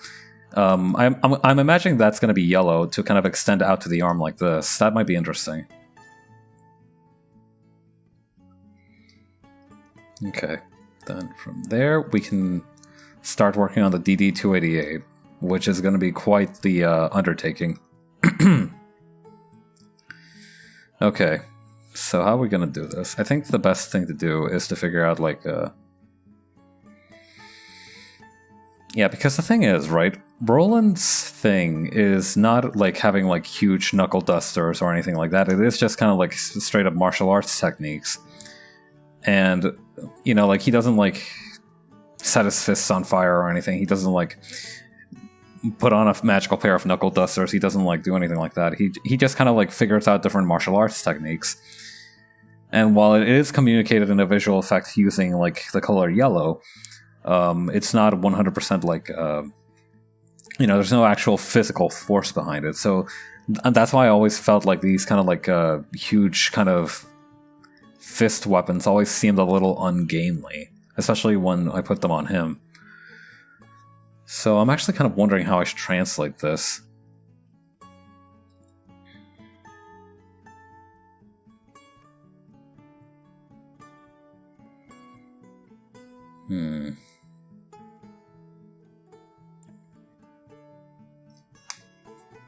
Okay, what about... Okay, I actually have an idea now. So, in addition to the kind of cowboy theme, he also has kind of a biker theme. So what about if I made the arm look a little bit like a motorcycle? I think that might be interesting. Okay, we've got a jumping off point. Okay, so I'm looking up a motorcycle that I use as his reference. Yeah, the Honda Valkyrie Ruin. This is the one that I use. Okay, so Roland's motorcycle... Roland does have a motorcycle. I recently themed it after the Himalaya the Royal Enfield Himalaya, but originally it was also themed after this bike here, the Honda Valkyrie Rune.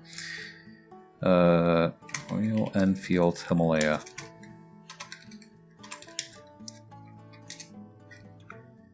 Yeah.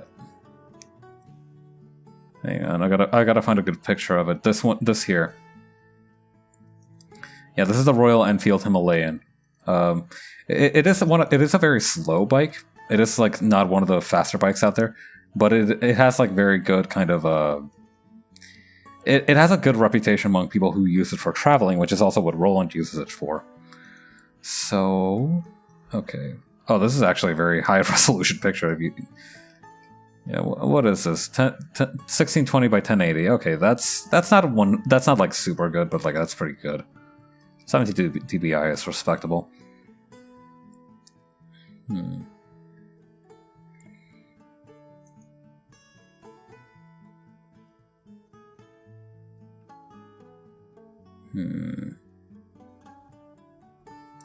Okay, so here's what I'm thinking. We have kind of like the kind of cage aspect right here, right? Like a lot of these the parts of the Himalayan remind me of kind of like a cage, or like those roll cages that you put on some dune buggies. But what I want is the kind of exhaust pipe from the Honda Valkyrie Rune. So I think we can start with that. And again, one of my favorite Lancer memes ever. Okay, so we'll start with that, I think. Okay, so this. Okay, now that we've designed the majority of the robot, I think we can like whoosh away most of these references. So like this one, that one was for Roland. Okay, no, that one we want to keep because that is of the Zheng with the what do you call it, DD288. So we can get a better look at this thing. All right, hang on. Move these a little to the left.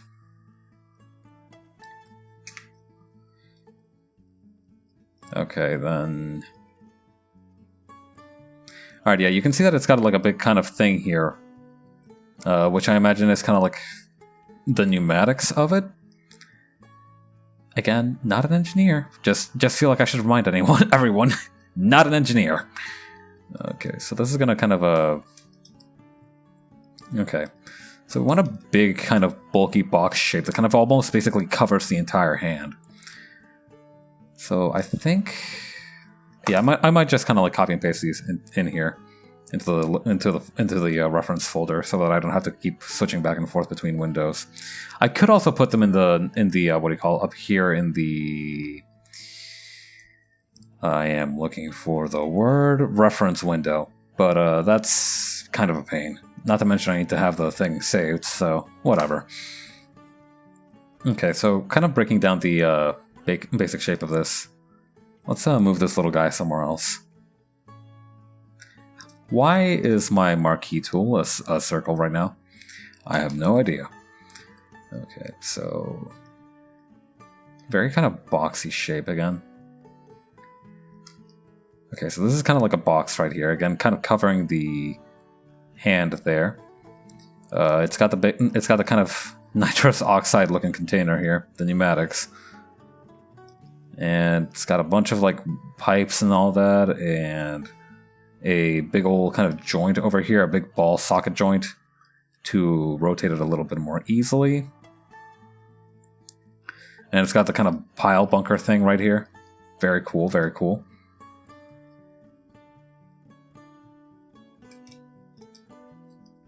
And you can see here that it's got like some, what do you call, studs right up front for maximum punchability. It's also got like this weird piece of metal out here for some reason. I'm not sure what the point of that is supposed to be, but I'm not going to raise questions. Who am I to challenge Zhang Zhaoli's sense of design? Okay, though, but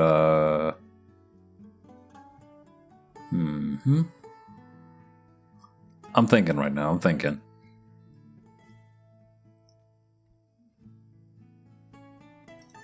Okay, so here's what I think.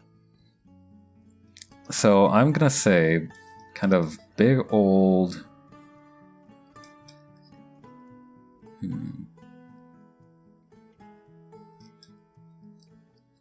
Okay, I've got an idea.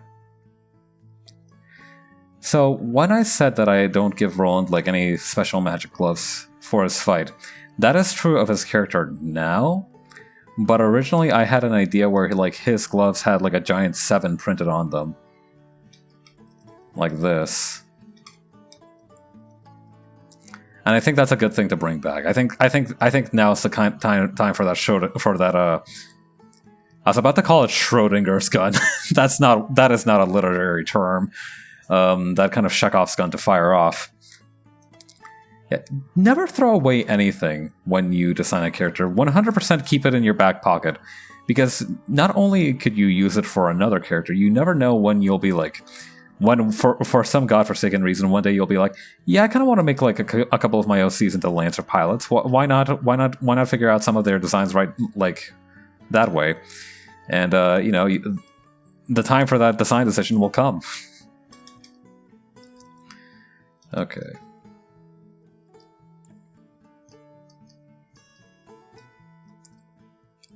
So that's gonna be that. I feel like this should have like almost a big weight attached to it. Kind of like that.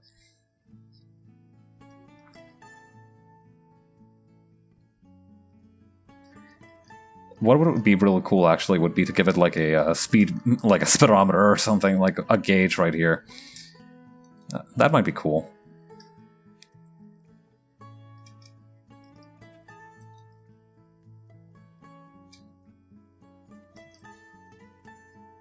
Okay, yeah, just kind of like giving it the kind of same curves here. Then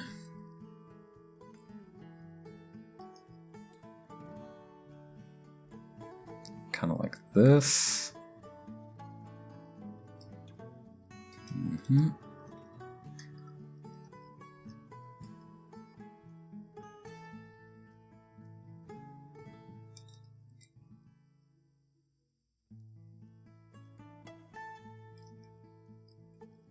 Okay. Then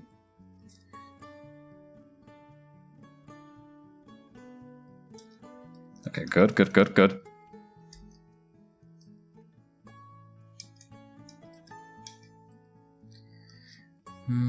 I mean, no. It can't be like a whole block there. That does not feel right. So I think what instead I'm gonna do is I'm just gonna... Oh, actually, I know exactly what I want. I'm gonna give it like those kind of like weird gill shapes. Like this. That looks very motorcycle-ish. Also, I did say that I wanted to give it like a cage as well, so I'm gonna do that. So I think the way to do that is going to be kind of just making a thick line here.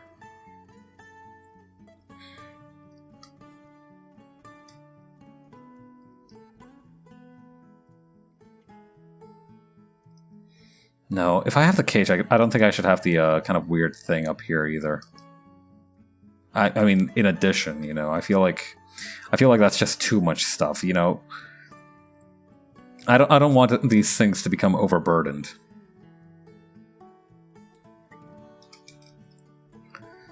So, okay, so we get rid of this part here. We just turn that into like a normal kind of square shape.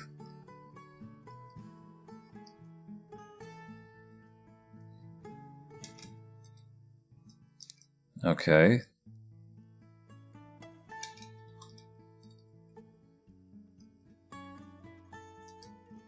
Perfect.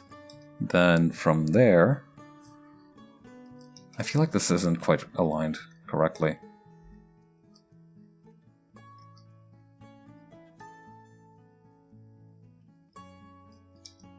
Like that, I think, would be better. Yeah, that feels like it makes more sense in terms of perspective.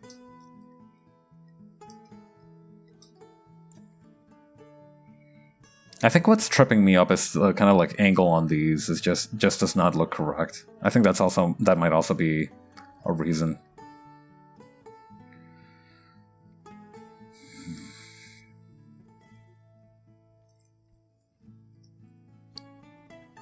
Okay, so from there,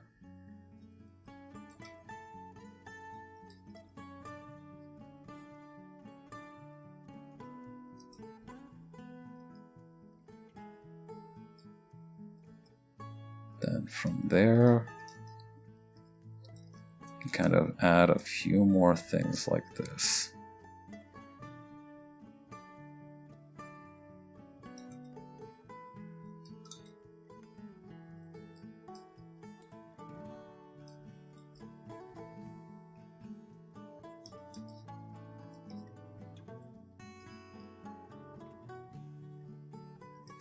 Yes. Okay, yeah, this is what I was going for.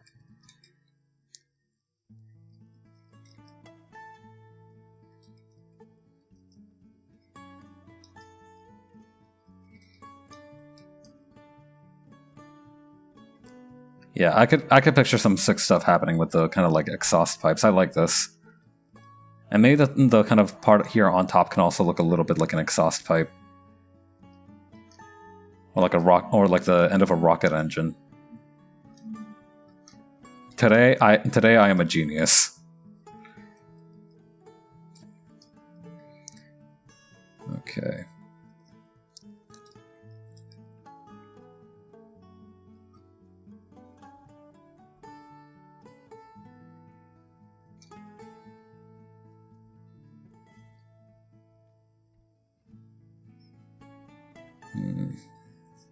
Although that does raise the question of how he bends his arm with the offhand.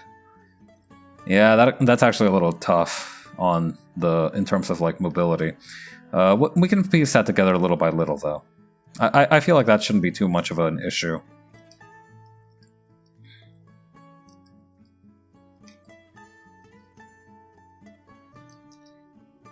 Okay, so the way to do that, again, is kind of through that ball socket joint. And...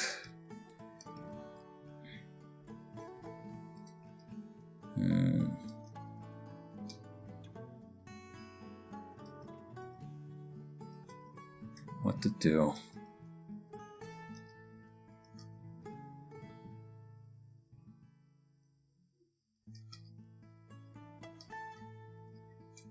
Yeah, I think having them under the what do you call engine, the exhaust pipes actually makes it look a little better. Okay.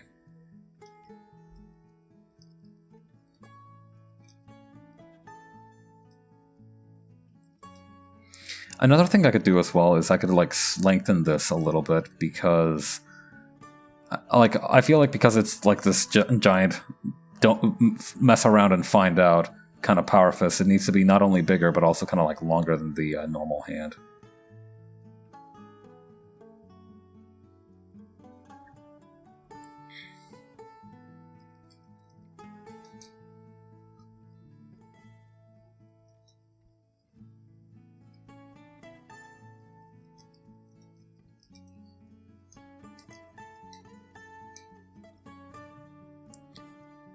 Okay, and then from there...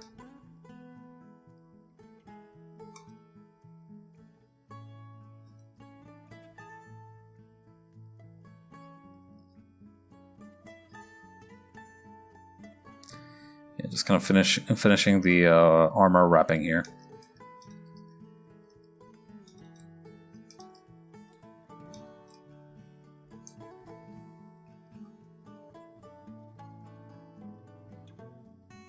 Okay, cool. I think, yeah, with that, the whole kind of thing should be done.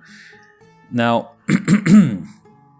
I don't know if this is an actual tool that exists, but kind of one of the ideas that I had for one of Roland's special moves was that, like, it was a punch that destroys something from inside out. So, like, one of the scenes that I imagined was, like, he was practicing the technique on like a bunch of trees, right? Like it's trying to punch the trees. And I was like, oh man, the trees aren't splitting apart like I wanted. Lame.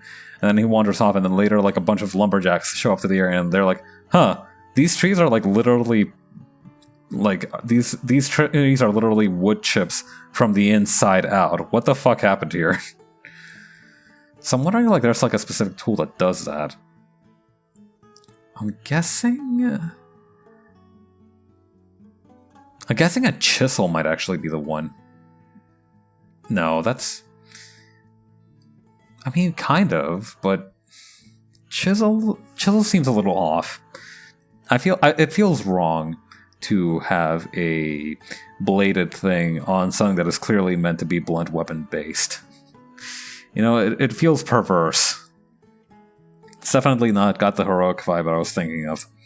That's probably a closer description to what my problem is with the idea than like calling it perverse.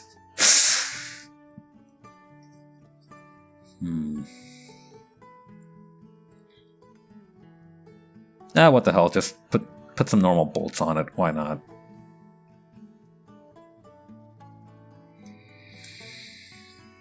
Okay.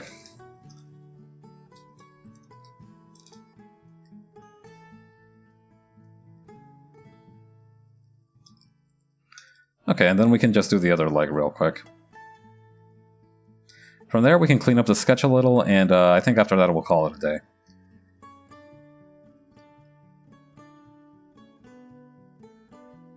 I gotta say, though, I'm kind of digging this pen for sketching stuff out like this. It's very good.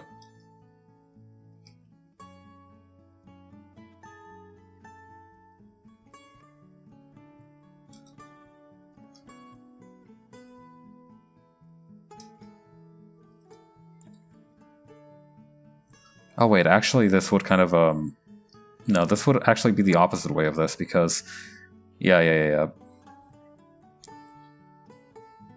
Yeah, no, this would actually have, like, the protection that it needs to have, because it would not need to, like, the inside of the leg joint here cannot be vulnerable, so the best way to do that is to just have it be kind of like an L-shape protector back here.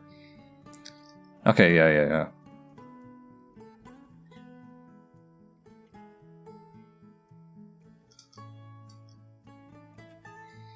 Okay, and then the other shoe, which I am 100% not just going to copy and paste from the first shoe. No, that would be far too lazy and not something that an upstanding citizen like myself would do. What the? Who am I kidding? Come over here.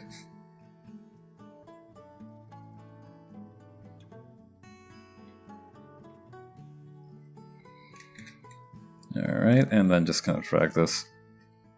Wait, what just happened? Oh, I see what just happened. Hang on. And then just expand this a little bit so it's like got the perspective right. Perfect. Okay. Alright, so let's take a look at this thing without the, like, just by itself. Hang on, I've got an idea for how to make this a little better. Just kind of like this. Something about the proportions of it were bothering me right there, but yeah, this looks about ready to bring into like finished sketching. Yeah, I like how this turned out. I'm liking it. Making robots is kind of fun once you get past the initial fear, especially if you have like good references to work off of. Again, thank you, Harvey, for the wonderful references. I should drink some water.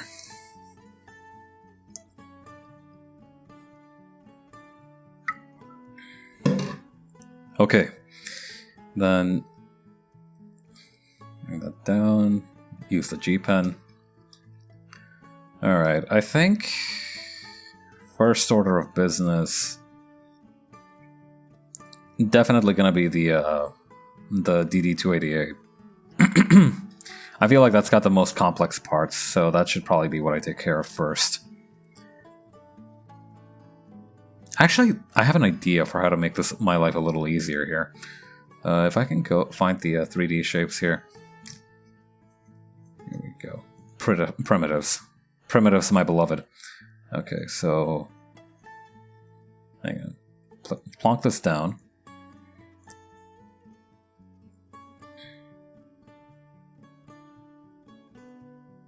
Kind of like this. I think this is the perspective of it. Kind of like this, make sure that's kind of more squarish. Then kind of stretch that out a lot. And nope. Okay, there we go.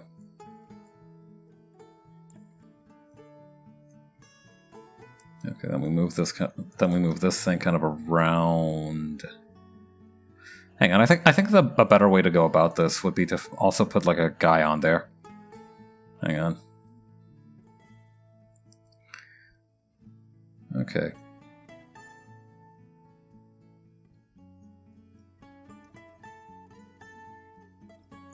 Make this guy really tiny.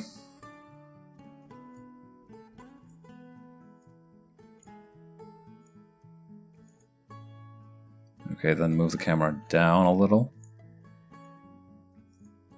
Then we can move this thing. Oh. Yeah, that works. Although, Okay.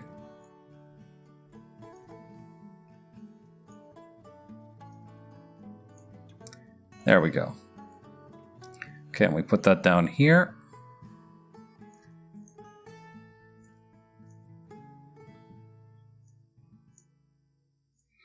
There. That should help a lot with the perspective, I think. Okay, next step would be drawing it. Okay. Actually, I'm kind of proud of myself how good a job I did with this thing. Like, with the perspective without any reference guides. Like, that's not too shabby. Yeah, let's call it like 37. Yeah, 37 seems like a good size.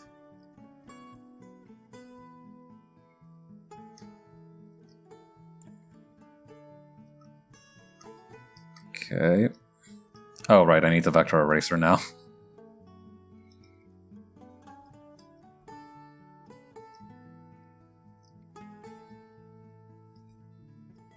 Alright, and move the shoulder like that. And we can fix it in post. Hang on. There we go.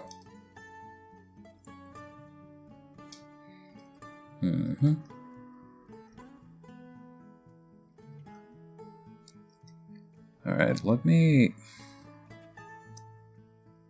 copy and paste this thing here. There we go.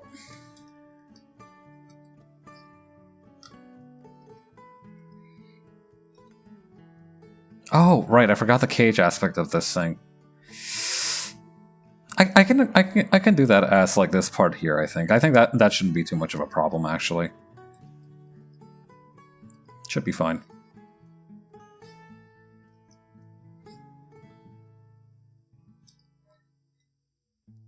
Okay, then over here as well.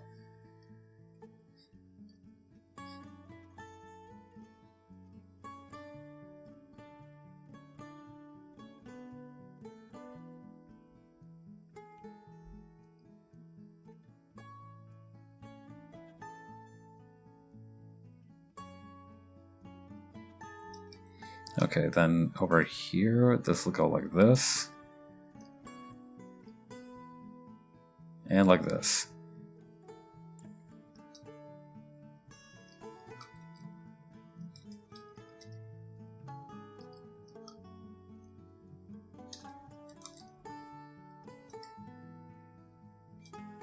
Cool. Alright, moving on. It's gonna kind of come in through here.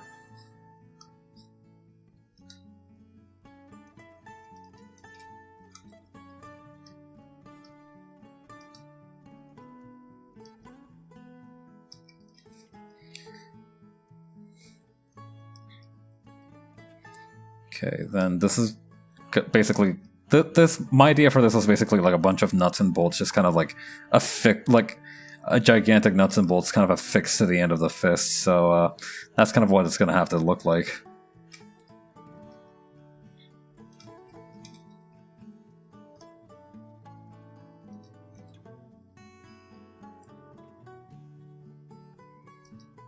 Okay.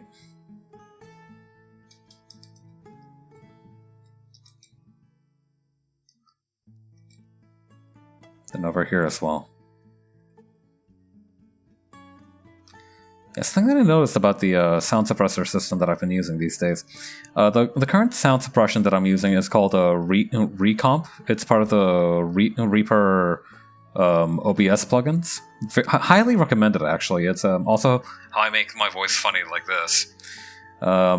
But I've noticed that because I've turned off kind of like the all-around noise suppression that is like one of the default OBS filters,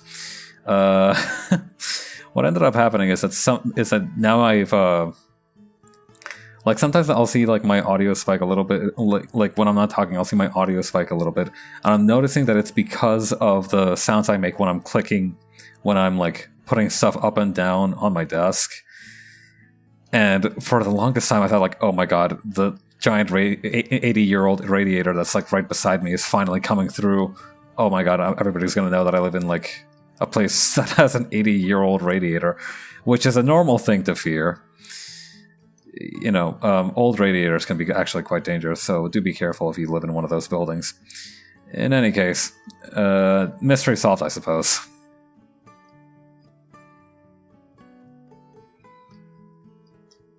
Okay, so...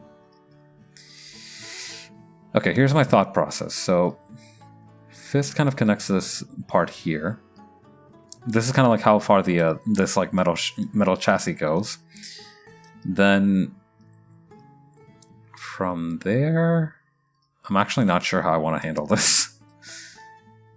I wanted to include like the cage stuff at the last minute, but that's not something you can just kind of shoehorn in, you know? Do I risk it for the biscuit is the question. Let me take a look at the bike again. Maybe that'll enlighten me a little. Okay, interesting. Okay, so what I'm thinking is... Okay, so yes to the kind of like metal studs, to the kind of like weird rib cage kind of thing going on here.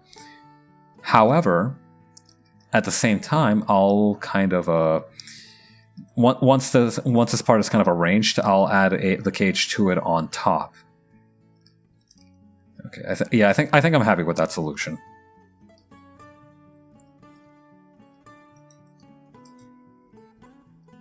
Okay, kind of like this. Actually, I kind of like it having like a bit of a gap like that. Hi, Karo-kun. Morning. How you doing? We are making giant robots. Okay. There, like that. Gonna take a bath. Good for you. Enjoy your bath. Okay, then like here.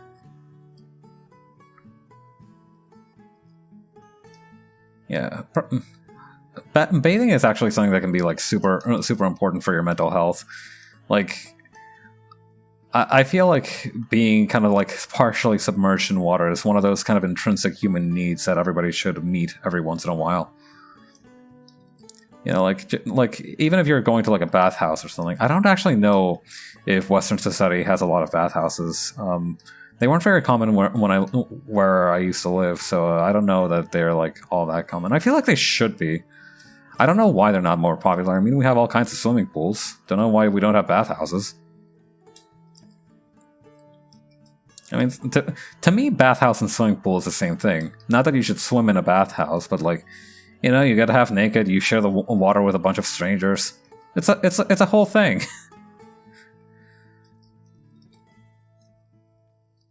All right.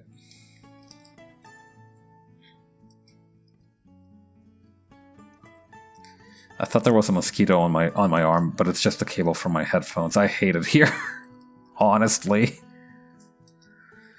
Okay. And then from there, this is going to kind of branch out into a little cage like this. And it's going to kind of seal up right around here. Okay, yeah, that looks good.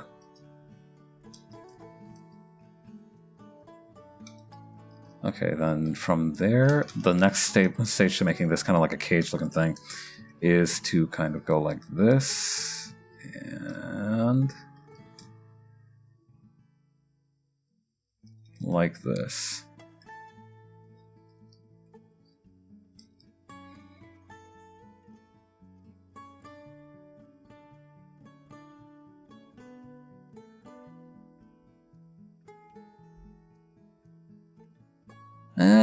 Could use a little bit more work there with like the angling of it. Okay, yeah. Yeah, I think this is gonna work.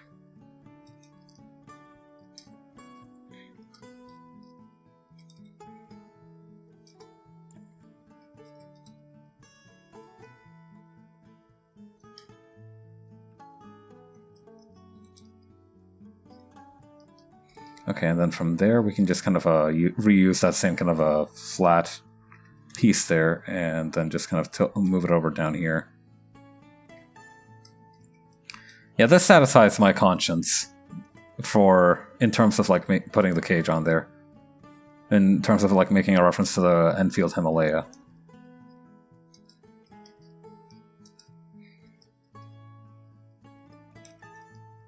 It doesn't need to be a big thing. It just needs to be like something that can like, you know, even if it's like not noticeable to anybody else reading it. Like I don't think anybody will be like looking at this design and be thinking like, oh yeah, nice reference to the Royal Enfield Himalaya, that one motorcycle that everybody knows about on planet Earth. But it's still kind of nice to have it there just for yourself, just to know like, okay, yeah, that went into my thought process. I kept that in mind. You know, it's about the little things you do for you.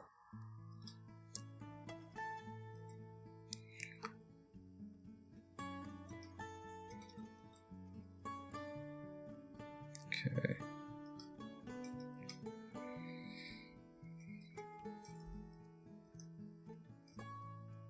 Okay.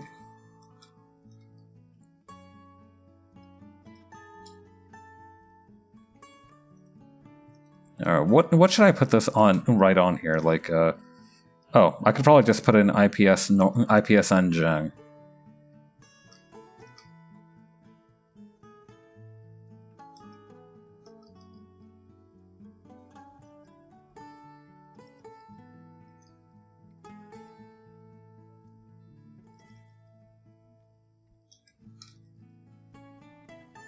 As a kid, I used to be really good at writing upside down or backwards without really using a mirror or a or like without turning the page.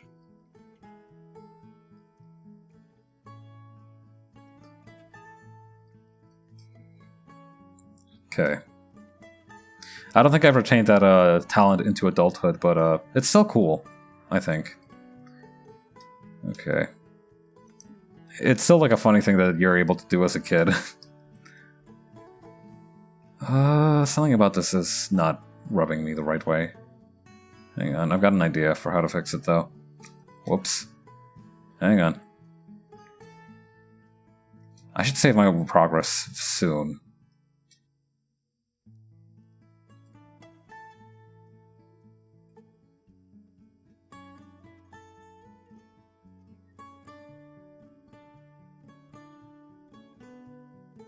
Maybe like that? No, I think like no matter what, if I have this like tilted like this, I think it's gonna look a little strange, but that's fine.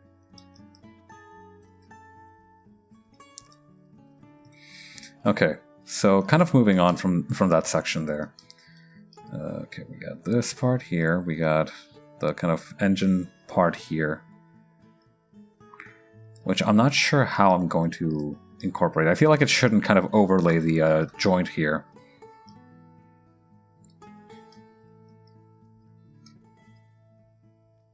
Okay, here we go.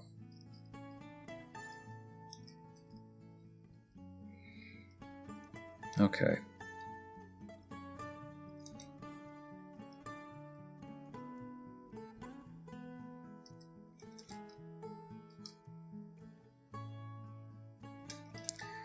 And right here, we'll kind of fire that up right here.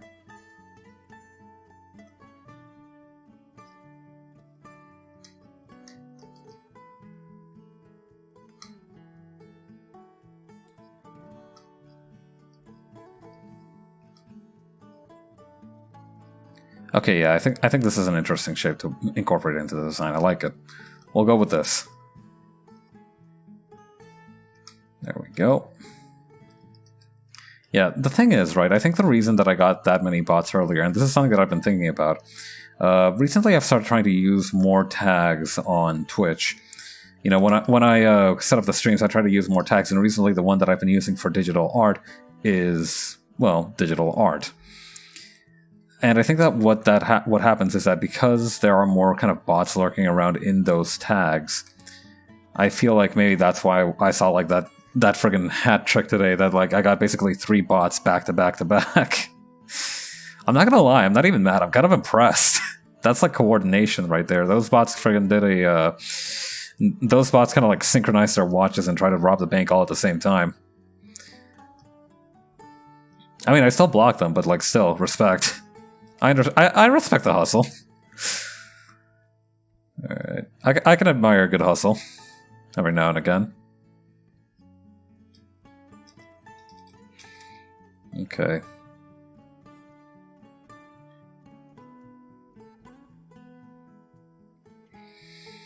Okay, I think what maybe I could do to kind of like mitigate this is to, first of all, expand this part so it goes further up, but also like, yeah, just kind of like keep it underneath the elbow pad right here.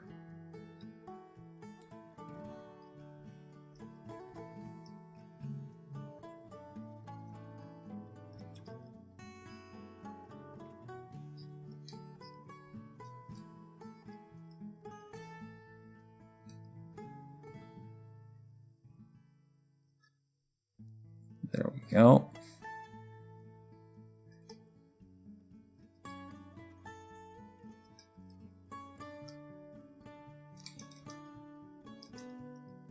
Nope, that's not working. There we go. Alright, and then kind of thin this out a little bit. Oh, right, I don't have process whole line on. This should help. There we go.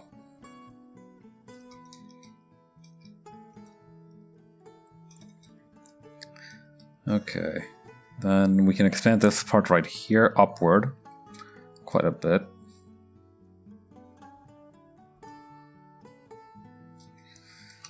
Okay. There we go.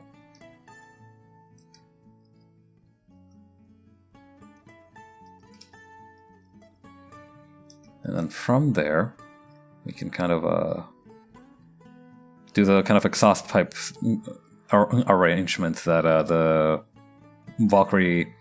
Honda Valkyrie had. Valkyrie? I don't think there's a wrong way to pronounce Valkyrie, honestly.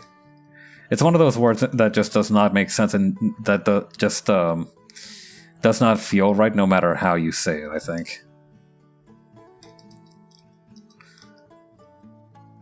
Okay, then like right here, this would kind of feed into that. Perfect.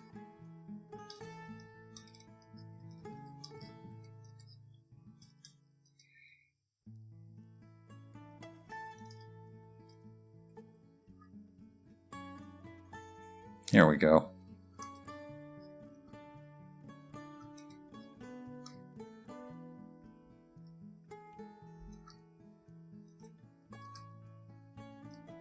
Yeah, I might not be able to finish this before the time that I usually end stream, but I think what I might do is I might just like keep the finished arm and then just keep the rest of it kind of like as a sketchy kind of a dealio. Because I'm not gonna lie, this actually wore me out quite a bit more than I was expecting it to.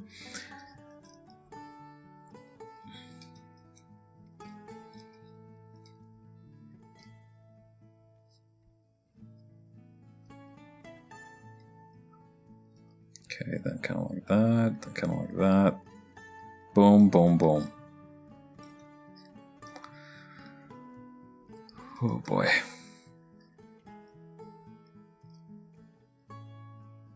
There we go.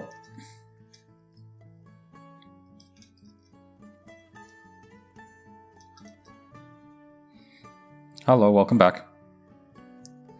Okay, then just finishing up that exhaust pipe there.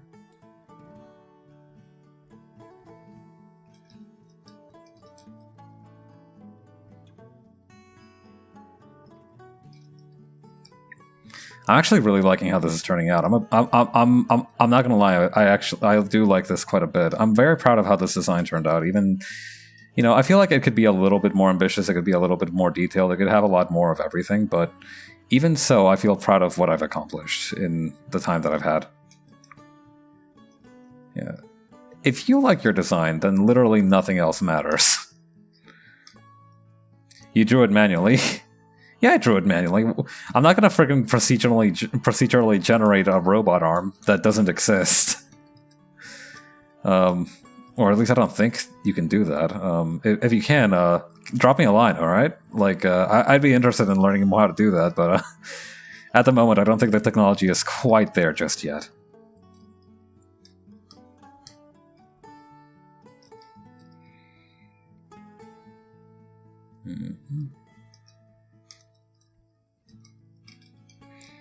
Okay, then over here we'll have a slightly bigger disc.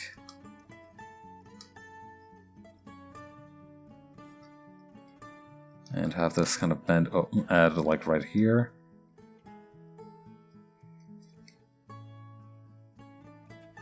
Okay, then from there I think there's gonna be... Okay, I should thin out this part right here a little bit. So right now it's looking a little too thick. Okay, then kind of like this. I thought you was using the dot thing, like you make 2 dots here and then you get 1 straight line. Oh! That could have saved me a bit of headache, but no, I did this all manually. You know, like I said, manually. That actually seems like a pretty good idea for like mechanical stuff, though. I should look into that.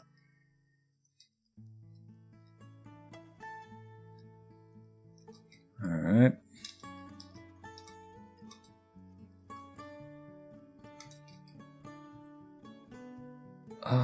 Would it make sense for this part to... Yeah, it would. Okay. Something like that. Yeah, but manually will give you line variety. That's true. That's true. Although I guess you could fine-tune that a little bit with the adjust line width. Yeah, I imagine that's kind of like how... I have been looking a little bit into like music making because I feel like if I can like write good stories, draw good things, and then make good music, I would become literally unstoppable. But it's not there for me. However, I have learned a little bit about like digital audio workstations, DAWs, which is how you make music digitally. And you know, it's a little bit of like a difference between like manually adjusting the pitch from the DAW and then like recording the actual thing with like the real live instrument as well. Like Mr. Daisuke, the Guilty Gear director. Love that guy. Yeah, I keep hearing, like, I listen to a lot of... Okay, no, I don't listen to a lot of Guilty Gear music, actually. That's a lie. But he made the game and also the music itself. That's true. If he also wrote the story, I might actually, like, try and, like, steal some of his blood for myself. I don't know. That's, like, way too much talent for one dude. I'm gonna redistribute the wealth a little bit, if you know what I mean. Alright. Okay. Okay, I see what I went for on the other arm. I can kind of copy that over here. Yeah, I do hear memes about like Daisuke, the guy who made Guilty Gear, basically making the game so he could also like fund his music album. Like, hey, look, the game came with a free music album, or like the music album came with a free fighting game. I always find jokes like that really funny because even if like it's the game that you buy, right? Like I feel this is something that I feel with Arknights as well. When I used to play it, is that even if you made the game and like people just play the game for the music or the visuals or anything, you still technically made a good game. You're still like leveraging the medium itself, even if the game itself isn't very fun or good. In Guilty Gear's case, I understand it's like one of the best games out there, though, like in terms of fighting games. Okay. Like that, and okay, I think this has actually more of like a natural curve like this. Like it almost expands outwards. Like that. And then it kind of roofs out like that. I don't even play the game, but Guilty Gear Strive is one of my favorite original soundtracks. That's true. I'm a really big fan of Milia's theme and Potemkin's theme. I also really like May's theme as well. A lot of the music is just really good. Like honestly, it's hard for me to pick like one that I just like. Oh yeah, I only listen to it for this one, because then I immediately remember. Oh no, wait, I also listened the crap out of this one here and this one here. You know, it's just good music. It's good music. Okay, let's see. I've listened to May's theme. I've listened to Soul's theme. I've listened to. I don't think I've listened to Kai's theme. I've listened to. I've listened to Jacko's theme. That one is also really fun. Milia's theme, I think, is my favorite one thus far. Love the Subhuman itself just goes really hard, and I can't say I'm a fan of like how it switches between like the metal vocals and like the kind of like feminine vocals, but it's still a really good song. Like that kind of mix up isn't what I usually go for, but it just really works well. Okay, then right here. Chip is the most impactful song. I don't remember Chip's song. Chip's enough. Chip is the ninja guy, right? I actually really like his theme as well. Yeah, fight like a tiger and all that. I forgot what the actual name of the song was. But that one, it is also really fun. It gets you really amped. I liked it a lot.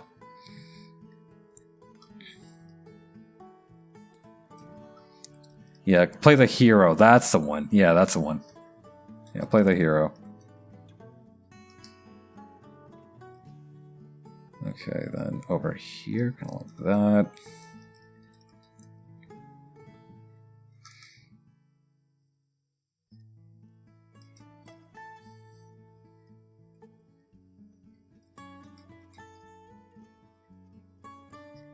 There we go. No, that doesn't make any sense. It wouldn't be cut off by the perspective there. Okay. Well, I'll just leave that as is for now, and I mean, we got a few more minutes. I can maybe knock out the rest of the torso as well. Why not? I think the best part to start would be right here for that. Okay, I've listened to May's theme. I actually really like Happy Chaos's theme as well. It's Happy Chaos's theme is like a lot, but I also kind of like the emotion behind it.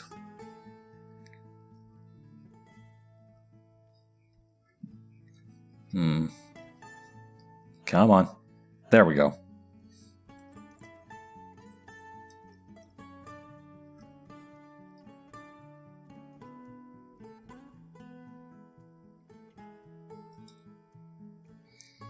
Easy peasy. There we go. Yeah, it's literally from metal jazz into a freaking Disney song in the end. Yeah, that's a really good way to put it. Yeah, Happy Chaos in general is just a really good character to me. Like, I don't know anything about that bastard little rat man, but he has captured my heart utterly. Dude just found a gun that could like kill God or something in the middle of the ground. I was like, this is mine now. And he made a replica of it too, because, you know, he wants to be like a cool double barrel pistolero.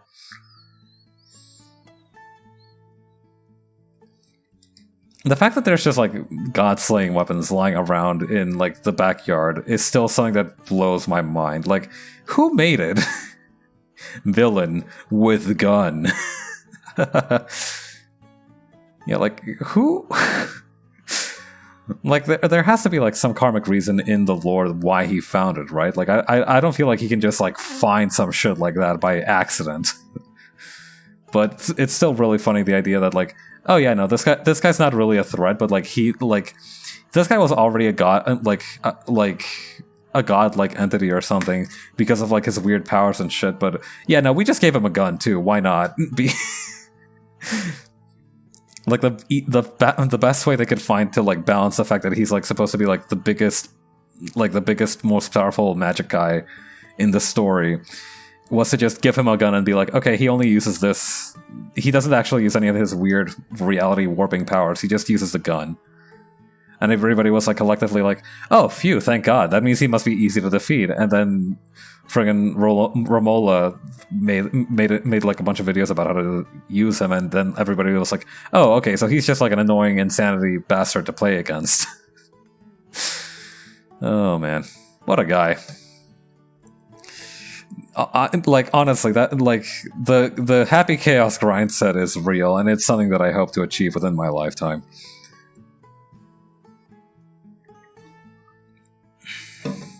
I mean, I already have the white hair. I don't know how I could turn my skin blue, but I can figure that out. You know, you can't worry about the details of this kind of thing.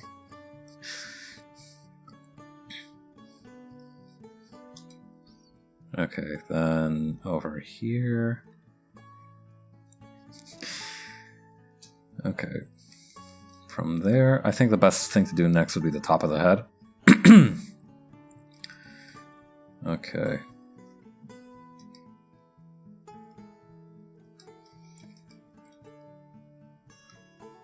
There we go.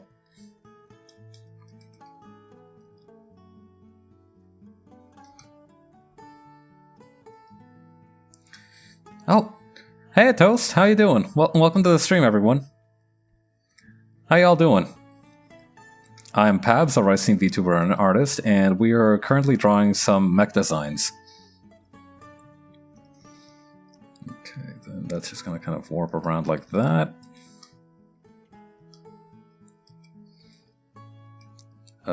Wait, no, hang on. What? I think this would be a little bit more to the left. Yeah, just kind of like how I sketched it out there. Yeah, how have you been doing, Toast? How what did you draw? What have you been drawing?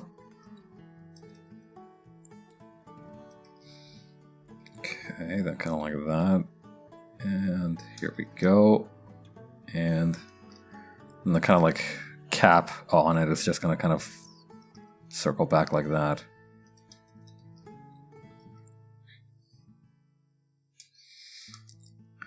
Good, good. I'm doing quite well.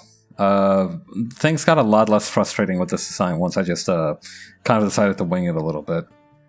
Actually, no, I thought about every detail kind of excruciatingly, but eventually it went through.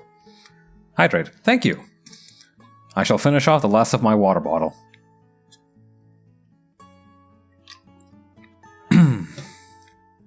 Okay. Then from there, I'm gonna kind of sweep on over like this.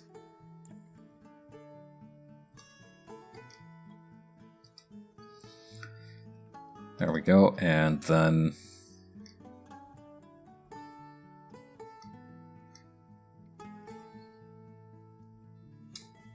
no, that angle doesn't make any sense. It's more like this.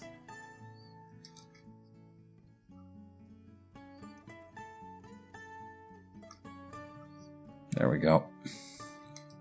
Yeah, I've somehow succeeded in giving a mech a leather jacket, which I feel is a fantastic accomplishment in our modern society. Alright. Then, like this.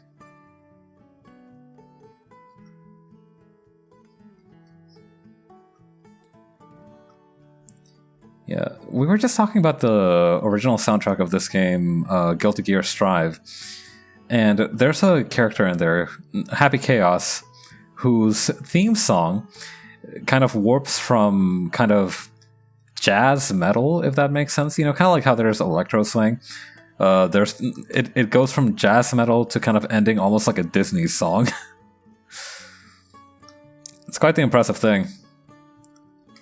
I personally like it. I don't think it's everybody's cup of tea, but I personally quite liked it. Okay. And this bigger one over here. Come on, here we go. Daisuke always did that kind of thing.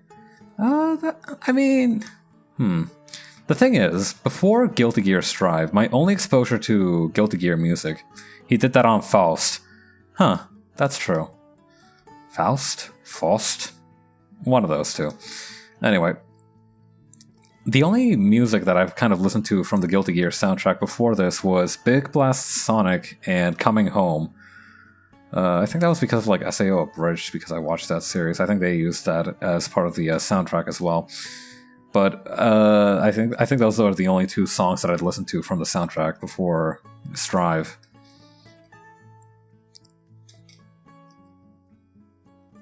Okay, then from there, I think the thing to do is... Okay, kind of like this. God, SAO abridged, I love it. Yeah, the XR... the certain... I don't know how you pronounce that one. XRD, Zerd. Like, I don't know how to handle that with my limited linguistics. Alright.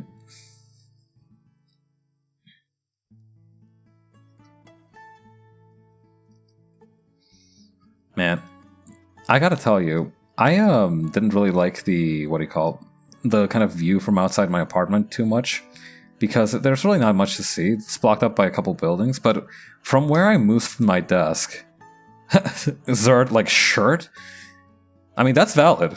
Like, if you don't have any point of reference, just calling it the shirt game seems pretty fair to me. Yeah, Guilty Gear shirt. That's what I buy at the convention center. Alright. Yeah, that's fair though. Like, honestly, if they don't give you like an official way to pronounce it, then it's on them for the ways that people decide to pronounce it. Like, you're like giving the power to the people in terms of like how your brand is recognized. So you better trust your demographic, or else you're gonna end up with some very silly name. Yeah, I think I'm just gonna pronounce it like shirt as well. It just seems like the most hassle-free way to do it. Okay, then from there... Copy and paste that. Yeah, the good thing about like mechs is that for the most part they're rather... At least the ones that I'm gonna make are gonna be very symmetrical, so I can just kind of copy and paste stuff here and there.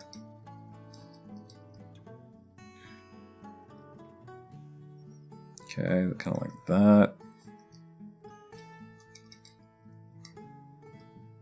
There we go. Yeah, we finally developed the technology to give a mech a popped collar. Frat bros everywhere are already clamoring for pre-orders on the new IPSN popped collar model. Zhang Xiaoli is rolling in her hypothetical grave. I 100% fully believe that Zheng Xiaoli is alive, like, in the Lancer lore. I think it's bullshit that, like, oh yeah, she unleashed the DD-288 and then she just died with that attack.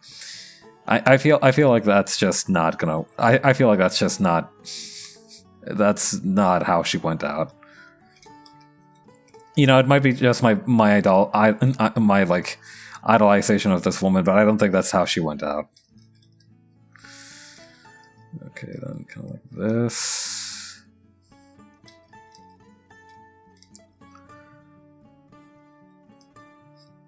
Okay, then... Okay, how do I handle this part here, right? Like...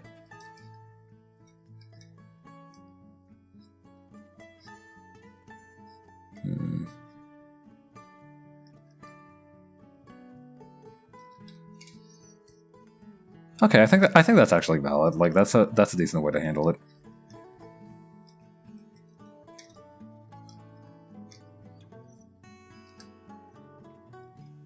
Yeah, that'll do. No, hang on. That perspective doesn't make any sense.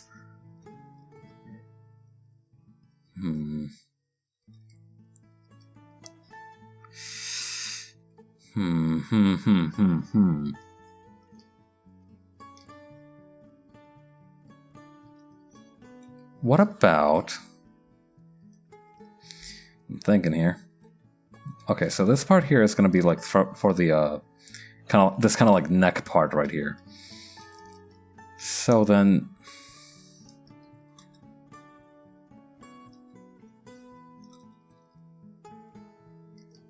Oh, wait, hang on. This might work. Okay, yeah, okay. I got an idea now. There we go, kind of like that.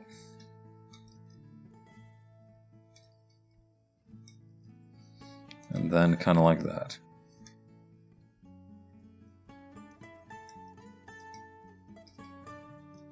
Perfect. Okay, then moreover, we're gonna kind of want to put this part, trim it down a little bit so that we can emphasize the kind of like increase in diameter.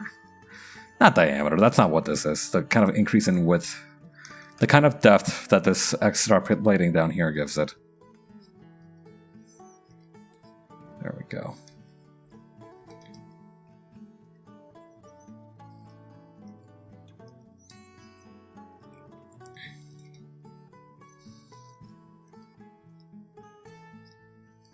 Okay, then from here, like this, then like this. Just kind of nicely putting up this unidentified cable, whose purpose I'm not really sure of, but it's there. It seems to be an integral part of keeping the Zheng kind of together, so I might as well leave it in there. Okay.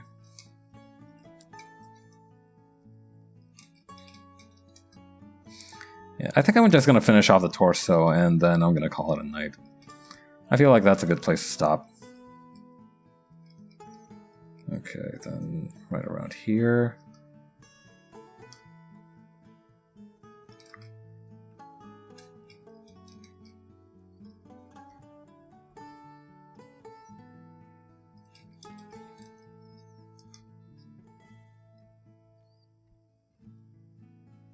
Perfect.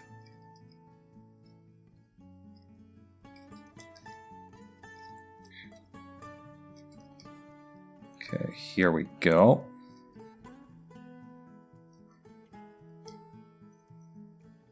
And likewise, just kind of going like that. Perfect.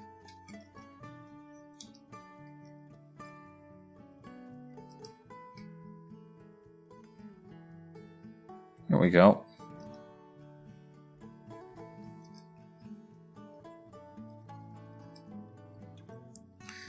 And then over here as well, we'll do that.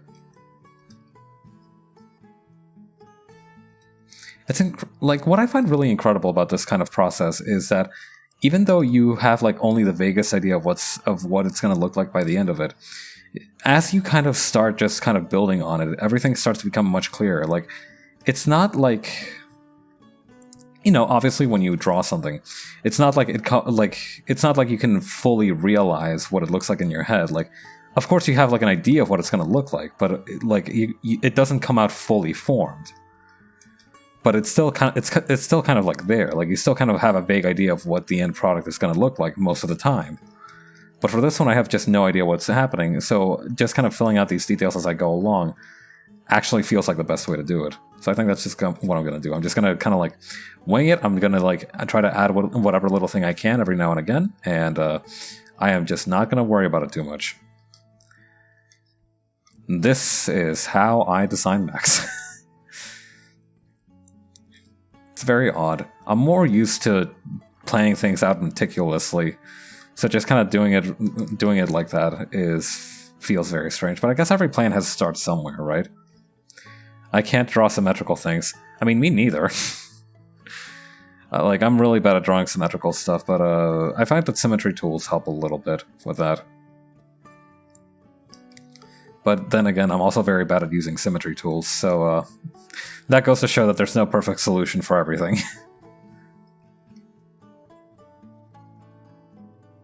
Okay, then kind of like this, and kind of like that. This is going to kind of keep going like around here, almost to the very tip. There we go.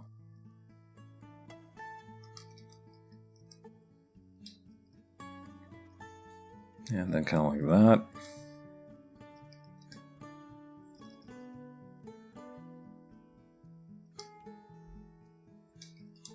All right. Now, as for the pipe here. Perfect.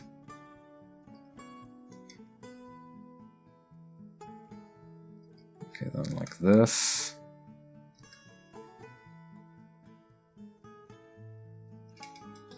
And then... No, this would actually go a little bit further, wouldn't it? Like, almost like this. Hang on.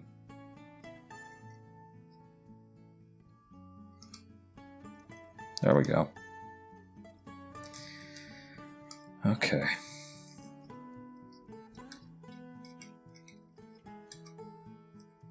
I actually really like drawing pipes, but it's kind of hard to figure out what goes in them.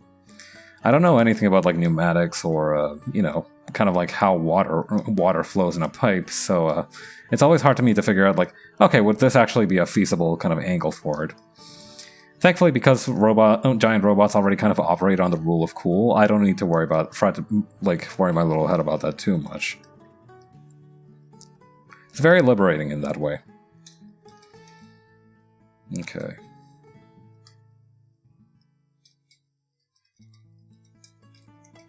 And this is gonna kind of like, again, this is kind of like based on a little bit on like a knight's armor. So that's gonna kind of bend inward like that.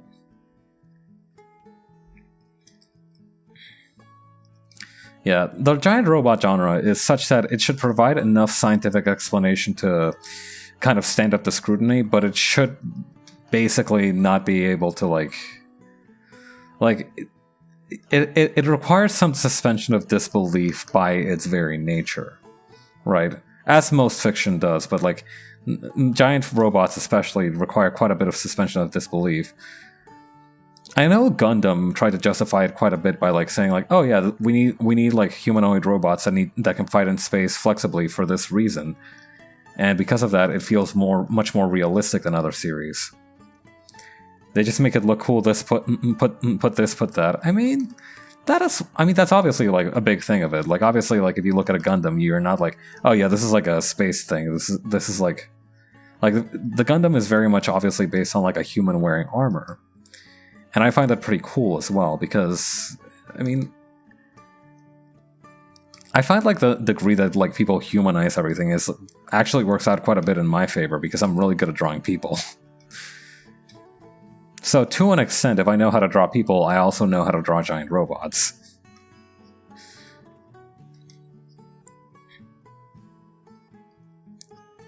Okay, then over here. That might be a bit presumptuous of me though, but you know, I didn't get this far by not being presumptuous. Something about this feels wrong. Like I feel like I need to expand this a little bit.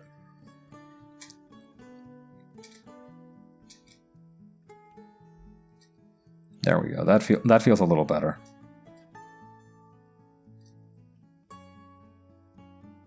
And maybe like this. Flatten that a little bit. Yeah, I feel like that's kind of the optimal position for it.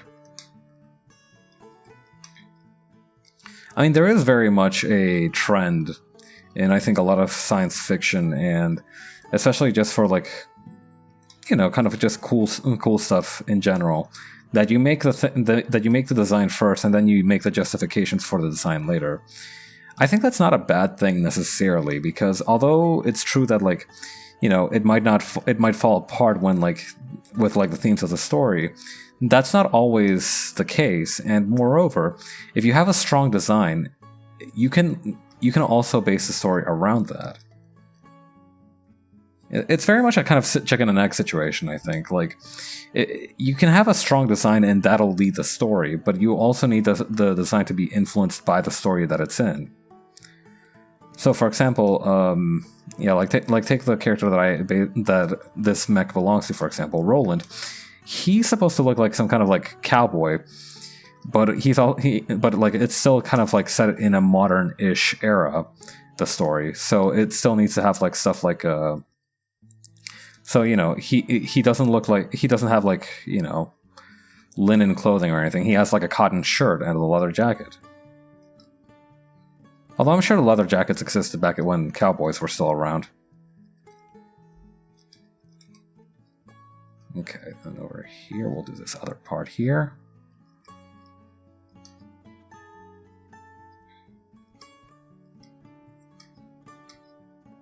Probably add a little bit of a metal frame to that as well. There we go. Kind of like this, and then again like this.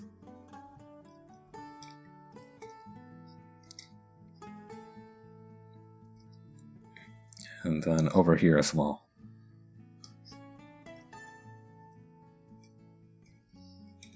Okay. From there... I'm not actually sure what I should do with this part. Actually, it's more like I haven't figured out my next move.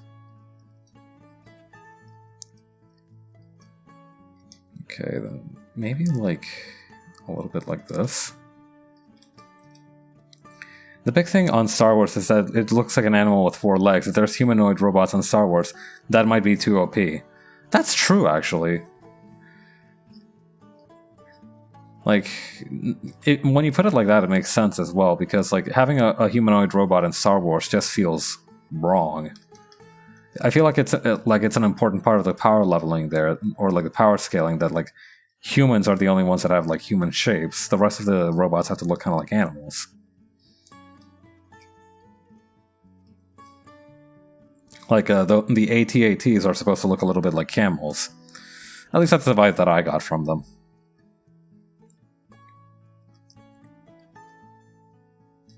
Mm-hmm.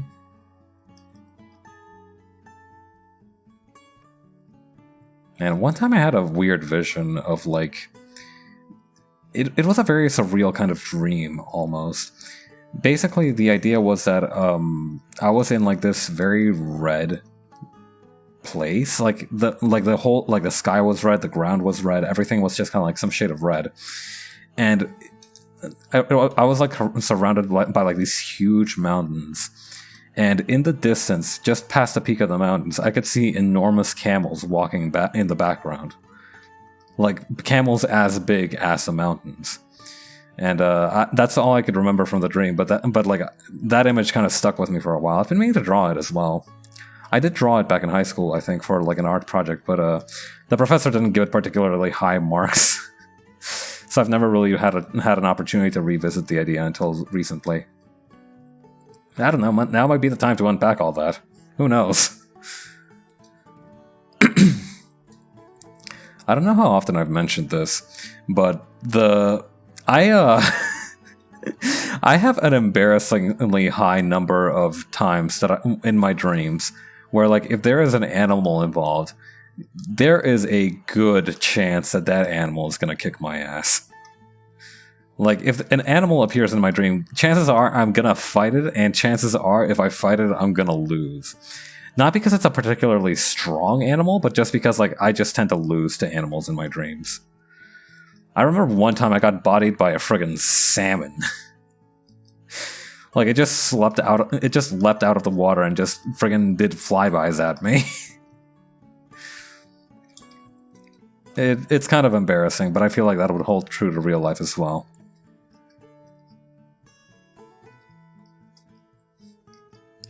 Yeah. Peace is what's best. Peace. Alright. Then around here, it's gonna kind of bend around like this. Here we go.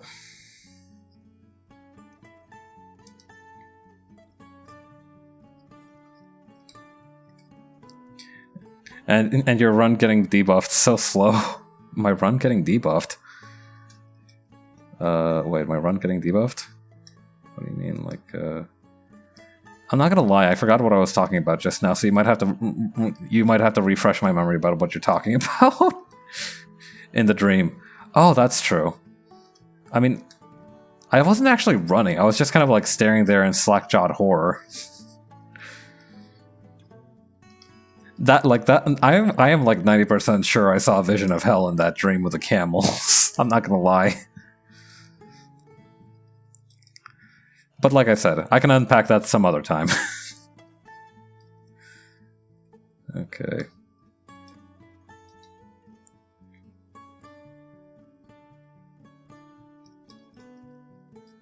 Then over here.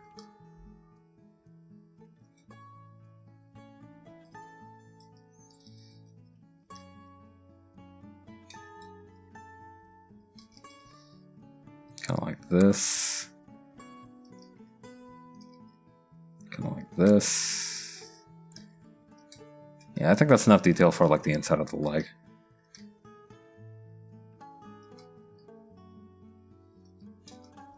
Okay, then this is gonna kind of again we got the kind of leather chaps naturally.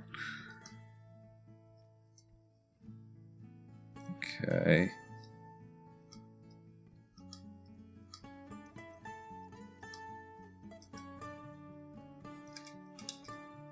Then over here, over here, over here, and over here.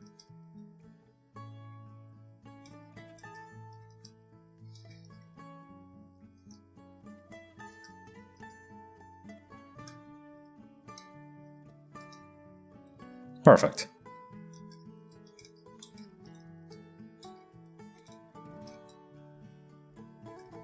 Okay, and then like this. And then just for the knee plate here, we can just kind of fork that downward like that. Yeah. Ever since I found out that bikers have chaps as well, usually Kevlar ones, again, because they kind of are also meant to provide protection in case you fall off. I've been obsessed with getting Roland into a pair of ones. But like I just cannot make it look good sometimes. So, you know, this is kind of like a little bit of a compromise for myself, I suppose.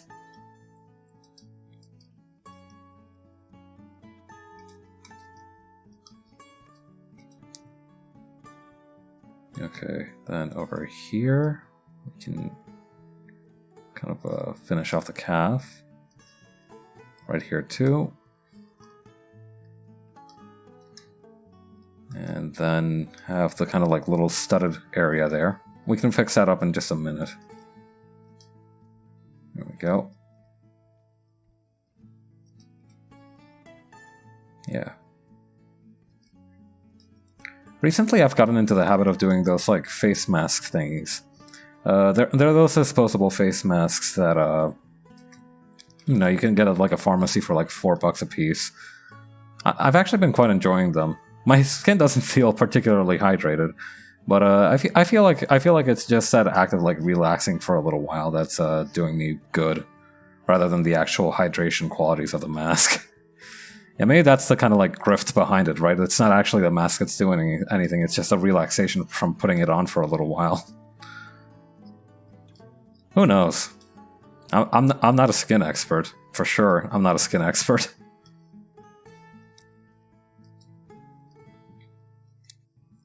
Okay, then like that.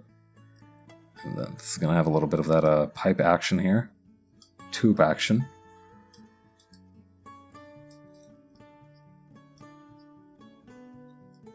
And from there I can copy and paste this shoe so I don't have to worry about drawing it ever again. Shoes really are like one of those things that I'm just like... really wish I had an easier time drawing them. I can draw them, but it's like a little bit like pulling teeth. Okay, then back here.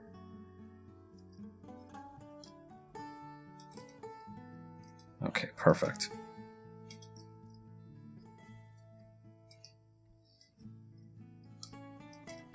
Perfect. Okay. Oh yeah. Recently I've heard talk that a game that I played a lot when I was a kid. It was a game centered around parkour called Freejack is apparently getting a revival beta.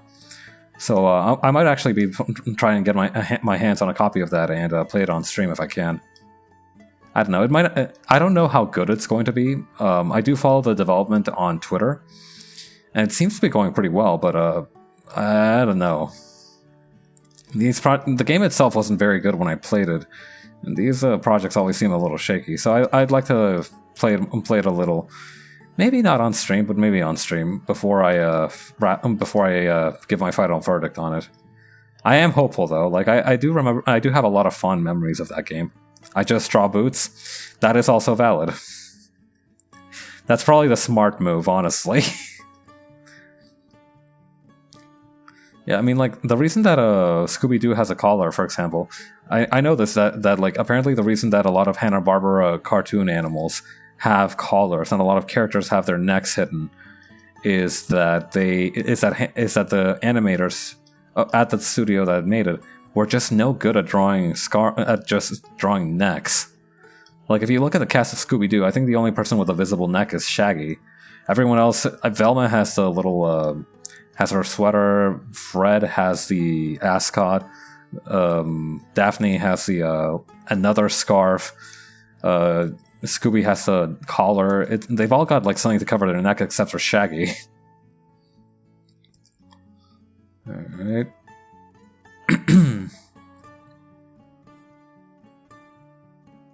Okay, I think I think I figured out how to do this.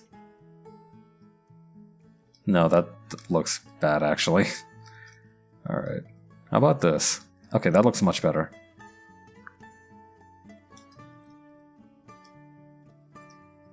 Okay, then a little bit of something here.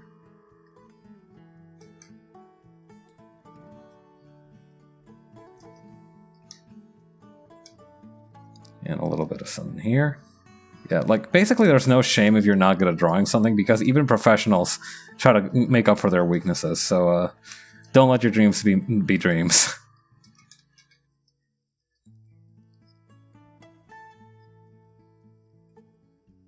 Okay.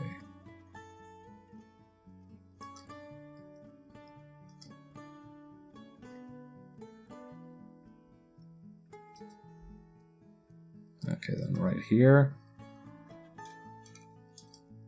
Alright, works for me.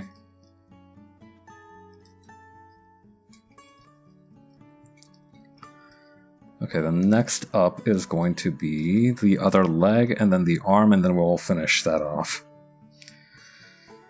Oh, goodness. I mean... Yeah, I think I'm done. I think I'm done. Oh my god, my snap, crackle, pop, my knuckles and wrist. Oh my goodness. Well, let's go find somebody to raid and we'll call it a night, huh? Alright. Who all is streaming right now? Oh, Art Sounds is doing a karaoke party.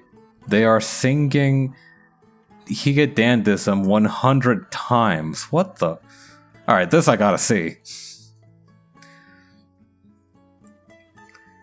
Hang on. Alright. Let's go say hi to them, and yeah. I'll be publishing a schedule for next week sometime later tonight. Y'all get some rest, have a great week, stay safe out there, and remember to drink plenty of water. Alright, have a good one. I will see you all later. Bye.